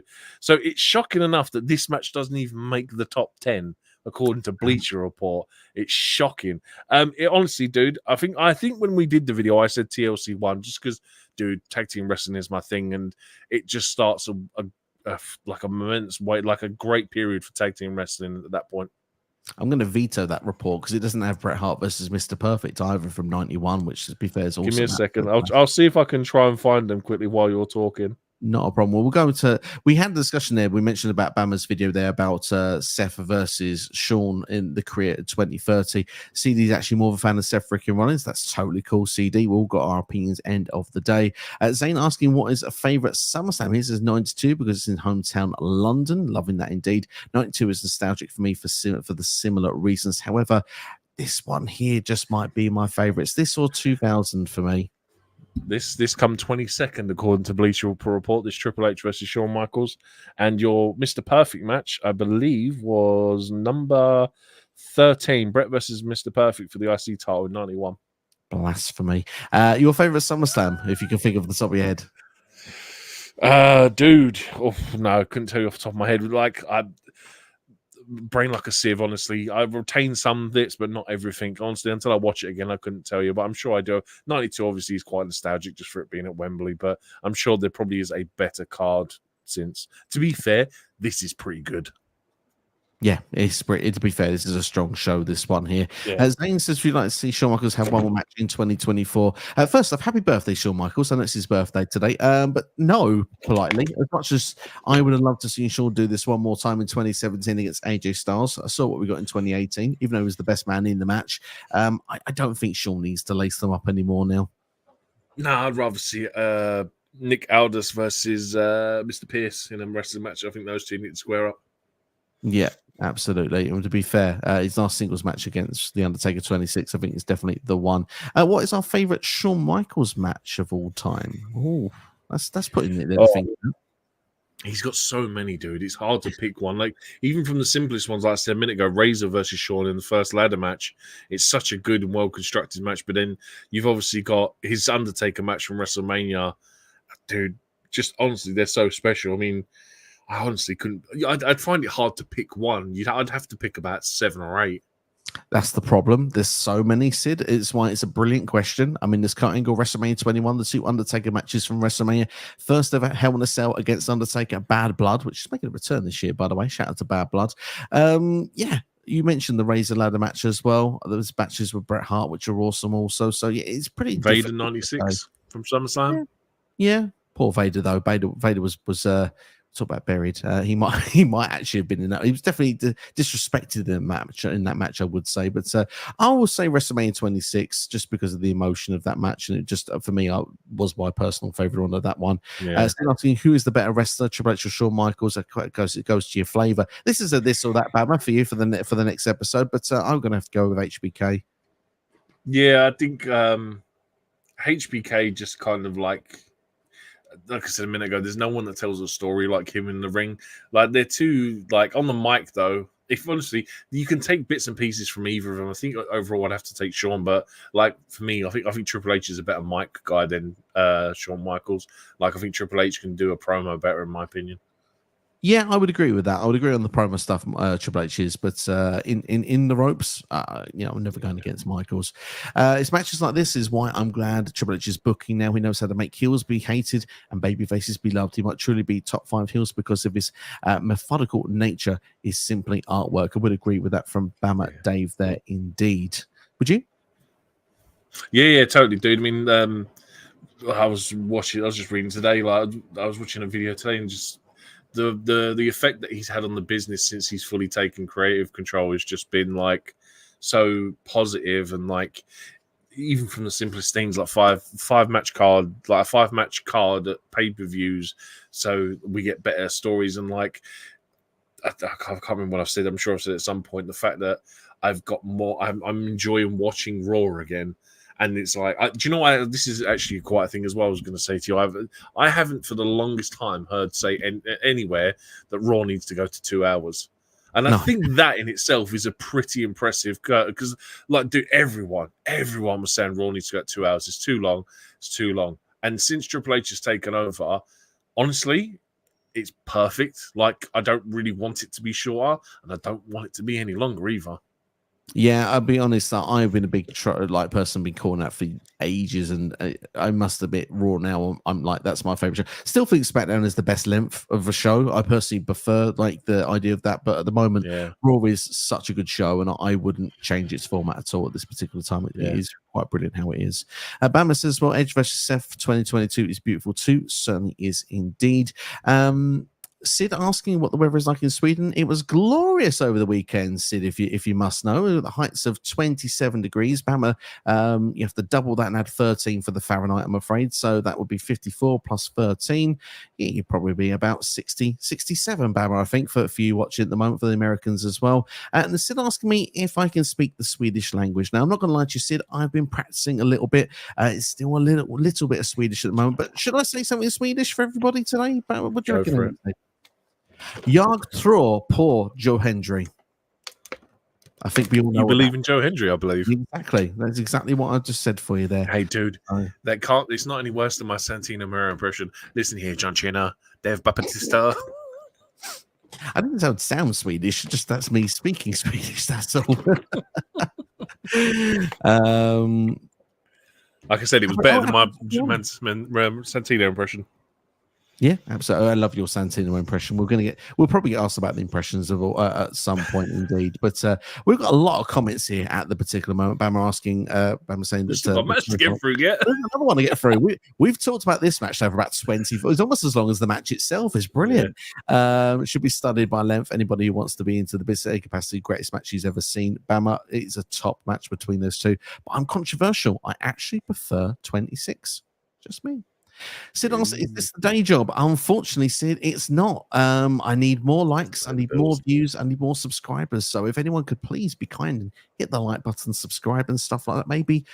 But the more love this channel gets, to be fair, the more content you get. And if this ever can become a day job one day, I think me and NXT would give it a pretty good go. But there's like between us, we have just a plethora of ideas, but it's time really, and obviously having jobs and families, there's not a lot of time to do anything. No, but we give you as best as we can. Hopefully, what you have got in the meantime, you're satisfied in the meantime. C Nation says Triple H is bigger wrestler than Shawn Michaels based on the championships and accomplishments, but Shawn is better in the ring. Shawn was 4 years. I don't know how many public watch hours do I have. I don't know at this particular time, but I obviously am monetized CD, so I can say that at the particular time. But I think that threshold. Yeah, I think the basis I'm usually between like 2 and 350 like a month, like 200 and 350 per month, somewhere in that bracket usually every month. So, yeah. I'll take it. I'm not gonna, wherever it comes from, I'm not going to complain. So yeah, that's usually where we're at this particular time. But yeah, you said we have another match to get through, NXT. But before we do, we also have another cringy segment to get through because for God's sake. Not to mention another Britney Spears song. But Finkel. Yeah, Womanizer, Howard Finkel. Yeah, I was just thinking that a while ago. He wants to get some things off his chest. He says that it's the first time he's been here since WrestleMania 2, and unlike all the striking that was going around that time period, I don't remember what was going on, but he said he will not be on strike. Trish Stratus comes out, and apparently she's embarrassed him with a slap and thrown him in the pool, apparently, in the recent weeks. And then they start flirting with one another, and things get a bit awkward. But basically, long story short, Trish has a surprise for the Fink. It's the return of Lillian Garcia, who slaps him and kicks him straight in the balls. Dude, best part about this promo was when it was over. Like, don't get me wrong, I love Lillian Garcia, but honestly, I had no idea what was going on here. I thought Finkel was going into business for himself. I thought Trish was going to come out and just tie him up. And then we get this awkward segment where Finkel's talking about puppies like he's Jerry the King, and I'm like, okay. And then, yeah, dude, the best part, like I said, was when this finished. I just love the idea of him going for himself, just like, God, it's pretty intense, that Shawn segment. We need to just lighten things up a little bit. Yeah, do you know, I'm gonna share my feelings with you. I'm gonna get this off my chest. Yeah. Awful Long Island. No one cares, Howard. Jesus, just go over and done with. He got what he deserved. We didn't see him anymore after that for quite a while. But then that moved us nicely on to what was the main event of this show. The Rock versus Brock Lesnar for the undisputed WWE Championship. Now, there was a video package, so we'll quickly go through to that. Pretty much, there's not a story I learned with what comes with this match, really, because Lesnar wins King of the Ring to get the title shot at SummerSlam. The Rock wins the title at Vengeance in the triple threat match against champion Undertaker and, of course, pinning Kurt Angle. Brock says that the Rock is in the wrong place at the wrong time, wrong year, all the wrong stuff. We see Brock destroy Hulk Hogan, which is key. It is key because not only does he destroy Hulkamania, and that's not a bad thing, also it's because of the fact that Rock actually took on Hulk Hogan at that WrestleMania. So I think that's pretty much the build of like, well, we destroyed that opponent of yours that was like the big deal, and I've made it look easy so I can do the same to you. Rock tells Brock, just bring it, and we see them both in training where pretty much they're just saying they're the number one guy. Your thoughts on the video package between Rock and Brock? Shit Rocky montage package, if I'm honest. Like, I can't really say it more than that. It's honestly it's a piss poor Rocky montage package. Like, they're both in the gym training. I was waiting for Hearts on Fire to start playing and I didn't get it. I got quite disappointed and I was like, this does nothing to add to this match for me. Let's just get on with it. Indeed. And just before we do, we're going to go back to the Think one more time. Vince McMahon probably thought it was funny. Absolutely, indeed. That's 100% agreed on that. And for the incredible matches and stories in the ruthless aggression era, says Bama, those early months coming out of the Attitude Era were rough. Yeah, there was some rough moments, and that certainly was one of them. But obviously, Brock comes to the ringside with Paul Heyman. Rock pretty much puts his strap down as he comes out, his championship in the aisle, runs to the ring and immediately suffers two belly to bellies and immediately gets a 2 count. There's 2 devastating backbreakers as well for another 2 count. And Paul Heyman makes himself quite involved in this match. It's one of my nitpicks with this match. He gets a cheap shot. Oh, I'm glad because I have a reason to love. I actually have a reason for you to love it, but carry on. I like it. He gets a cheap shot then, a kick on the floor. So the Rock, when he's been knocked out there, Brock clotheslines the Rock in and out of the crowd afterwards. Rock gets some shots in, and then Heyman pulls Rocky's leg when he goes and hits the ropes. So again, Rock is down once again. Lesnar gets a power slam to counter the Rock once again. Fans start booing the Rock with Rocky sucks chants, and they start to cheer Lesnar. I think, of course, at this point, many people are aware of the fact that Rock is due to go away from WWE to do filming, which, of course, has been highly profiled in the Ruthless Aggression series on the WWE Network or Peacock, for those that are watching on Peacock. Brock then goes shoulder first into the ring post, and Rock hits a back suplex. And like you mentioned, that's when both men do a kip up together, which gets a big pop from the whole crowd. The Rock then gets a sharpshooter, but Heyman gets on the ropes. The Rock punches Paul Heyman, and then the Rock gets the sharpshooter on Lesnar, and then Heyman brings in the steel chair, which is then pulled. He's then pulled into the ring by the Rock. Heyman then is with the referee, which actually then we see Brock get the steel chair and smash it into the Rock's ribs. We then see Brock apply the bear hug, the same thing he did to Hogan, of course, which put Hogan out. Rock manages to survive this on 2 occasions as well. And then obviously the Rock then uses the advantage of Heyman getting on the ropes once again by giving Brock a low blow. Again, mixed reaction from the crowd.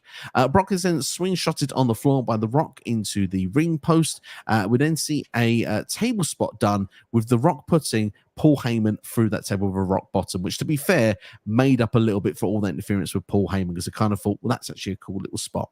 We get a rock bottom to Brock Lesnar, which gives us a 2 count. But The Rock then, taking in the crowd a bit too much, Brock hits a Brock bottom, named by Taz. Again, a 2 count. Rock then goes for a people's elbow, but is clothesline pretty much out of his boots. Brock goes for an F5, but Rock lands on his feet. Rock goes for a rock bottom twice, but it's counted on both occasions. And then Brock actually uses the arm of Rock to pull himself up and actually hit an F5 to a big roar from the crowd. And Brock Lesnar wins the undisputed WWE Championship. And once again, if I may just say, a man who can do this certainly looks like a world champion in my book. Obviously, as he goes off there, he has that big sort of famous thing as well, like, wow, with the championship as well, which is quite a fun visual. But your thoughts with Rock versus Brock? Not very often I can say it, but I thoroughly enjoyed a Brock Lesnar match. Like, dude, don't get me wrong, just to go through some of the beats, I was the same as you.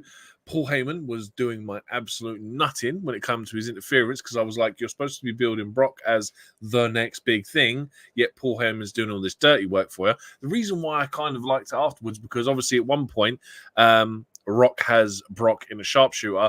Heyman gets up and Rock's just like, sod this, and he pulls Heyman into the ring, which was kind of like, okay, I can see why they've had Heyman involved, because it adds to that one moment where Rock has to actually get physical with Heyman, obviously before putting him through the table. So I was okay with that. Dude, Brock is just so much better. Like, he's so much more athletic, and like the reversal of the people's elbow. Like, dude, it's not very often someone can reverse that move, but when we see it, Brock is up and he just batters him. Like, I always love it when a move that's not normally counted is countered, because it's always just adds to the element of surprise and shock and awe when it comes to these kind of matches. Just in general, like I said, the Rock's facial animations as well when Brock kicked out of the Rock Bottom, and he was like, and the camera's got him in shot, and he's like, what the F, what do I have to do to beat this guy? Dude, just honestly, just played into it so much more for me. And yeah, I can't really say much more, but then just have a lot of praise for it. Like, dude, this was like, again, probably because I haven't seen it in 20 years, or maybe because I'm enjoying the Brock Lesnar match. But I was like, this, like got to the end of the show, and I'm like, dude, from start to end, I've got no real complaints aside from the fact, like, you could probably take 2 matches out of this card. Like, it's a pretty good show. And like I said, this main event, although, yeah, they probably should have been swapped around and you should have had Triple H, Shawn Michaels finish it. What you said, obviously, like, I didn't know this was the point when Rock was leaving to go to Hollywood and film, I think, The Mummy, and do that awful film.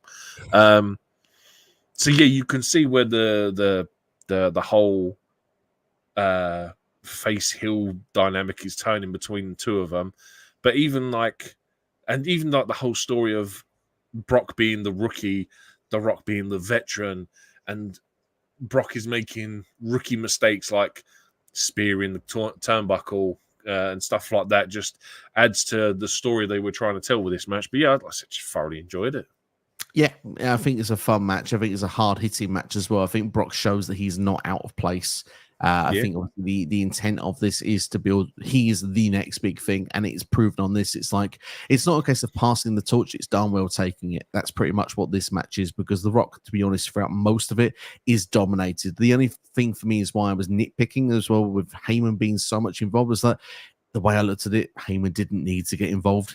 I know it's a thing of like, my prize assets got this far, I don't want him to burn here. But the fact was, like, Lesnar could do the job on his own. I think it proved as well once it became the fact of just them two at the end. That's why I liked the table spot. It kind of rescued it, because I just thought Heyman, like, I'm okay with like a couple of times getting involved, but it was like 4 or 5 times, and I was like, this match is less than 15 minutes. It's like, it's once every 2 minutes. So it's like, why the ref isn't ejecting him, I don't know. But at the same time, we got the payoff. We got the rock bottom through the table, which I can't remember Heyman taking too many spots like that previously. Obviously, he's taken one, mega one in recent weeks, obviously with the Bloodline storyline going on in 2024. For those watching a few years from now, you know when we've recorded this. But yeah, at the same time, I thought it was it's a solid match. It's a really fun match, and I think that it's certainly worthy of a main event. I think the crowd obviously are very passionate part of this match as well. Obviously, you know, sometimes cheering the Rock, sometimes booing the Rock, and obviously Lesnar getting big pops as well, and a big cheer when Lesnar gets the job done as well. So yeah, all in all, I think that this one it's a spicy main event, is what I would say. Yeah, I mean, dude, the ref, like, this is actually a beat like we completely forgot to talk about the whole Triple H Shawn Michaels match. This was actually my biggest pet peeve of the match. Earl Hebner stopping Triple H from doing stuff. It's a non-sanctioned match. What are you doing? Yeah, I agree. It's like Emma Finkel, like in coats tonight, and they're just going into business for themselves.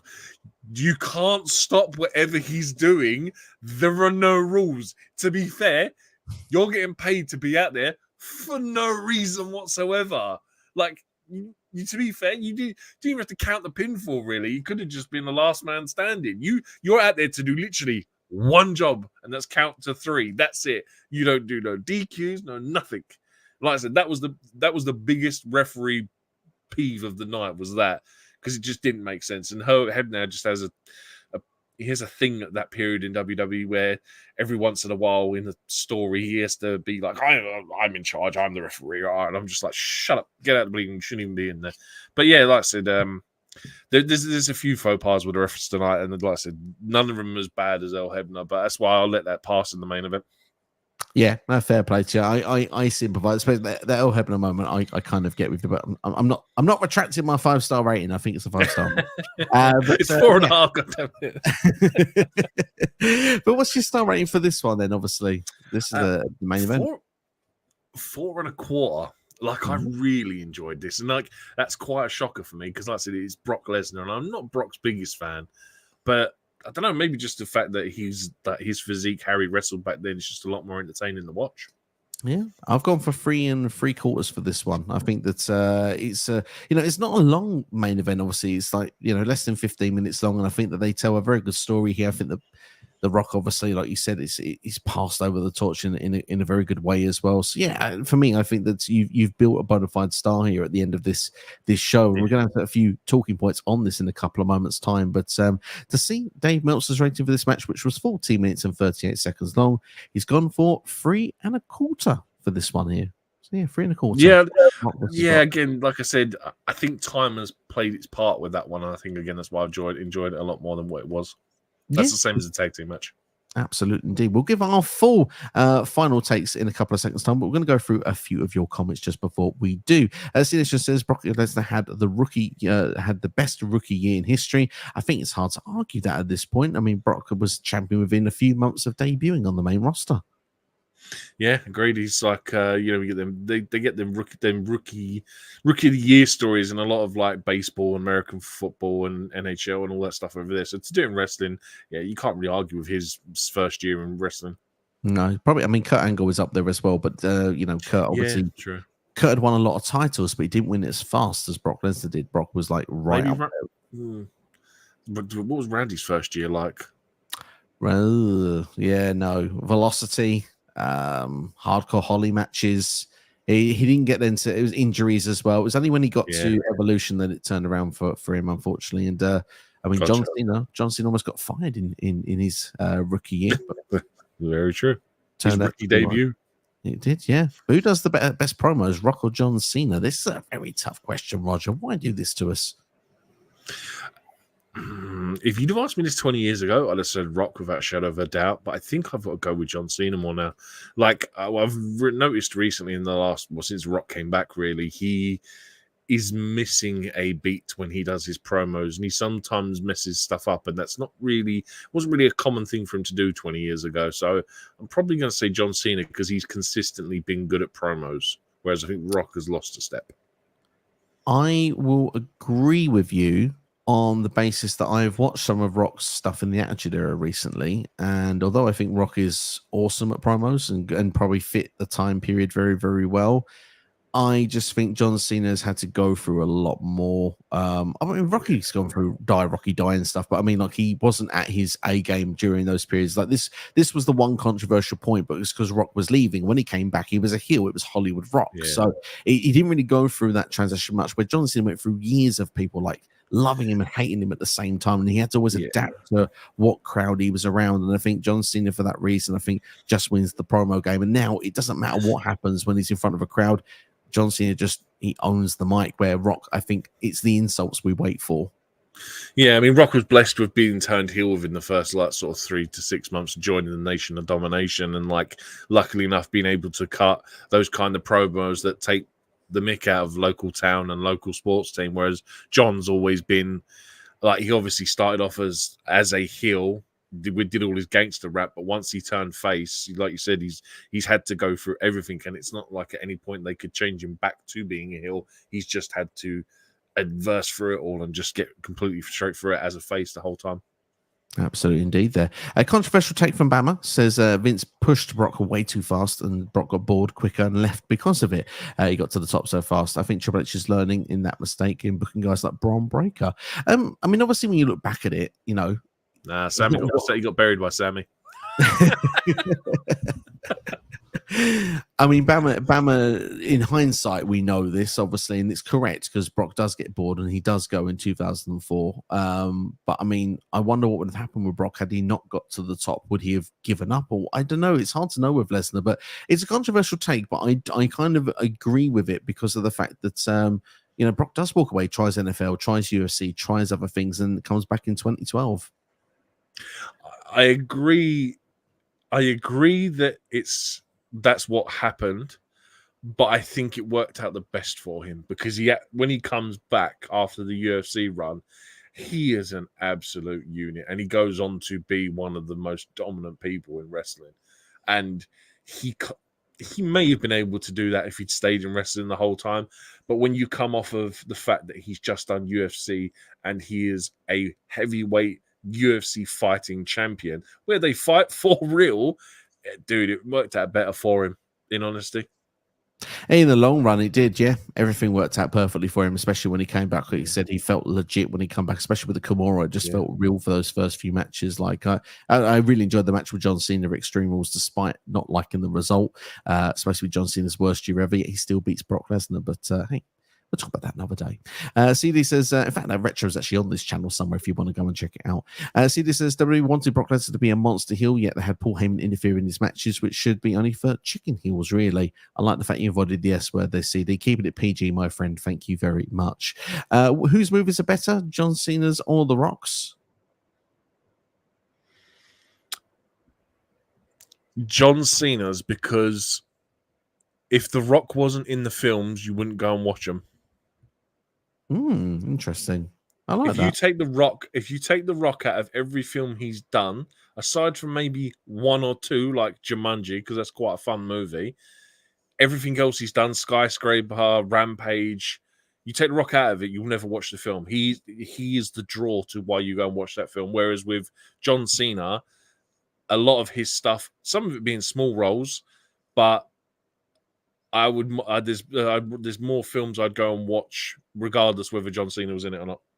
I think that's a good point. I think it's a valid point made, actually. I would say the Rock's movies are better because he's made them better, just to give the other side of the answer, because like you said, if he's not in them, maybe you don't watch them. But I mean, John Cena in Daddy's Home 2. I love Daddy's Home 2. That's one of the Rock in the Tooth Fairy. Nah. Oh dear, that's awful, isn't it? Awful. Dude, awful. Don't get me wrong, they've both got a plethora of horrible films. But like, I think with John, his saving grace is that he's, instead of being main characters, he's taken supporting roles, which has helped him a lot more. So, for instance, in Suicide Squad, where he plays Peacemaker, it's a better role because he's not a main character. When he's in Bumblebee, supporting character, not a main character. So it works out better for him. So I think it's just a case of he's taking better bookings. Absolutely, yeah. And to be fair, he's rolling a movie podcast here. He's rolling Barbie so quick. In fact, you could argue that you didn't see him. I don't know, mate. I haven't seen it. I wouldn't want to admit that either. I've seen it. I watched it with the wife. Actually enjoyed it more than I thought I would. Watch it by yourself. Shh, I had lots of snacks as well. It was really fun. Bama says this is good. That's good for this or that. Many people argue about should the best story main event the pay per view, or should the top title match main event the pay per view? I'm going to say title personally. I see where people say with stories, but I do think the World Championship is the World Championship for a reason. It should main event the show.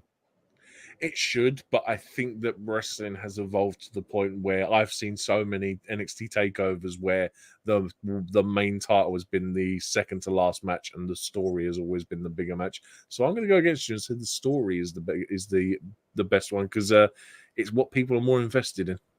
Absolutely. By the way, I agree. I probably shouldn't have agreed about the Barbie, but I knew Britney Spears songs as well. So I mean, it's not been a good day for me all round, has it, on the screen? See, this it's just be me. But if the world title feud ain't that good, it should always main event, considering it still involves the world title. I agree, and it keeps the prestige of the world title as well, which CD also goes on to say. Bama says, I agree and disagree with NXT. While Earl shouldn't have, he got more sympathy on Shawn by him doing it, because if the ref feels that he has to stop it, then truly it must be more real than we thought. Feel that? Yeah, no, I understand it, but it still doesn't make logical sense from a kayfabe point of view. Like, if the ref look, I'll say this: if Earl was really that concerned with Shawn's health, he'd have just stopped the match. Yeah, he lets it go on. He's quite happy for Triple H by the end of it to cave his back in with a sledgehammer. Roger asked, do you remember Earl Hebner versus Nick Patrick match? And do you think it was a good match? Roger, you know the answer to this before you've asked it, surely. Invasion 2001, I believe. Horrible. Yeah. It's disgusting. It just remember it turned into a big slap fest because none of the refs can fight properly. To think we all wanted Austin versus Goldberg, yet we got Earl Hebner versus Nick Patrick. Tells you everything about Invasion, doesn't it, sadly? John Cena is hands down better. He can pivot in the movement. The freestyle plays out the crowd so much easier. I have to agree. CD says, not going to lie, fans are fickle. People wanted Sami Zayn to beat Roman Reigns, and the moment he beats Gunther, people call him Sammy Hogan. There you go. Tells you everything there. Great shout there. Great shout. Absolutely. CD says Braun Breaker should have beaten Sami Zayn to win the IC title and Money in the Bank, but there was no need to call Sami Zayn Sammy Hogan. Totally agree, and Braun probably will win it soon. SCW, your favorite HBK match was the main event of WrestleMania 26, and it was non-title. I do agree with what you're saying. I'm being corrected on my own show here, Bama. Do not appreciate it. But yeah, he does that to me weekly. And the thing is, like, it is a great match, and it was non-title. Factually, it's correct. Should it have been Jericho versus Edge, or should it have been Batista versus John Cena main eventing? But wasn't it Street versus Career? I don't know, Bama. It's getting late. Getting late. That's all I'm going to say. It's getting very late for me. You're right. Anyway, let's go to our final takes here before I completely lose everybody. We do literally this. 5 or 6 questions at the end of a review, and they're pretty much one-word answers as quick as we can give them. So we're going to try and flash through this in 60 seconds for you. So first off, I don't think it takes much guesses for this one. Match of the night. I know what you're going to say. So for me, I'm going to say the tag team match between the Unamericans and Booker T and Goldust. Love your tag team wrestling. For me, yes, it is Shawn Michaels versus Triple H, the unsanctioned match. OMG moment of the night. Oh, Triple H trying to cave in Shawn's back with a sledgehammer. Like, just dude, the connection is unreal. Like, I imagine it's a rubber head, but still, that's gonna hurt. Absolutely, yeah. I kind of have to agree with it, but just to be different, I think the OMG moment will be Shawn Michaels' kip up, and it's for a positive reason why it's my god. Yeah. Entrance of the night. Shawn, do you see how much confetti the guy got? Jesus, like it was almost like a parade coming through. It was crazy. I feel this is going to be pretty like one-dimensional this time. Yeah, Shawn Michaels is the one, but shout out to Rey Mysterio, because that's a good way to make an entrance by just drop kicking someone in the back the first time you see them. MVP of the night has to be Shawn Michaels, doesn't it? It's his return match. You say that, but I think as an alternative, I'd say Brock Lesnar, just because, dude, this is just playing on nostalgia and the fact that it's been a very long time since I've seen Brock wrestle that style and in that athletic ability. So the correct answer is Shawn, but I will give a note to Brock Lesnar. It's not Howard Finkel, let's put it that way. Definitely. I will accept your answer, by the way, of Brock Lesnar. That's a good answer indeed. And final rating of WWE SummerSlam 2002. You can go a score out of 10. I would probably go. Do you know what I'm probably gonna rate it high. I'm gonna say 8.5. Like, it is really good from start to finish.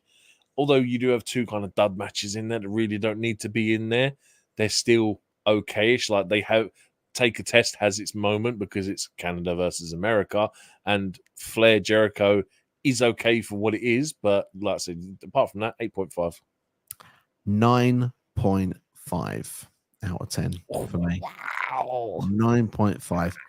This show is almost flawless. Look, not every match is going to be 5-star, always to make a 10 out of 10 show, but the thing is the flow, the energy. Nassau Coliseum, the crowd were electric from start to finish of the show.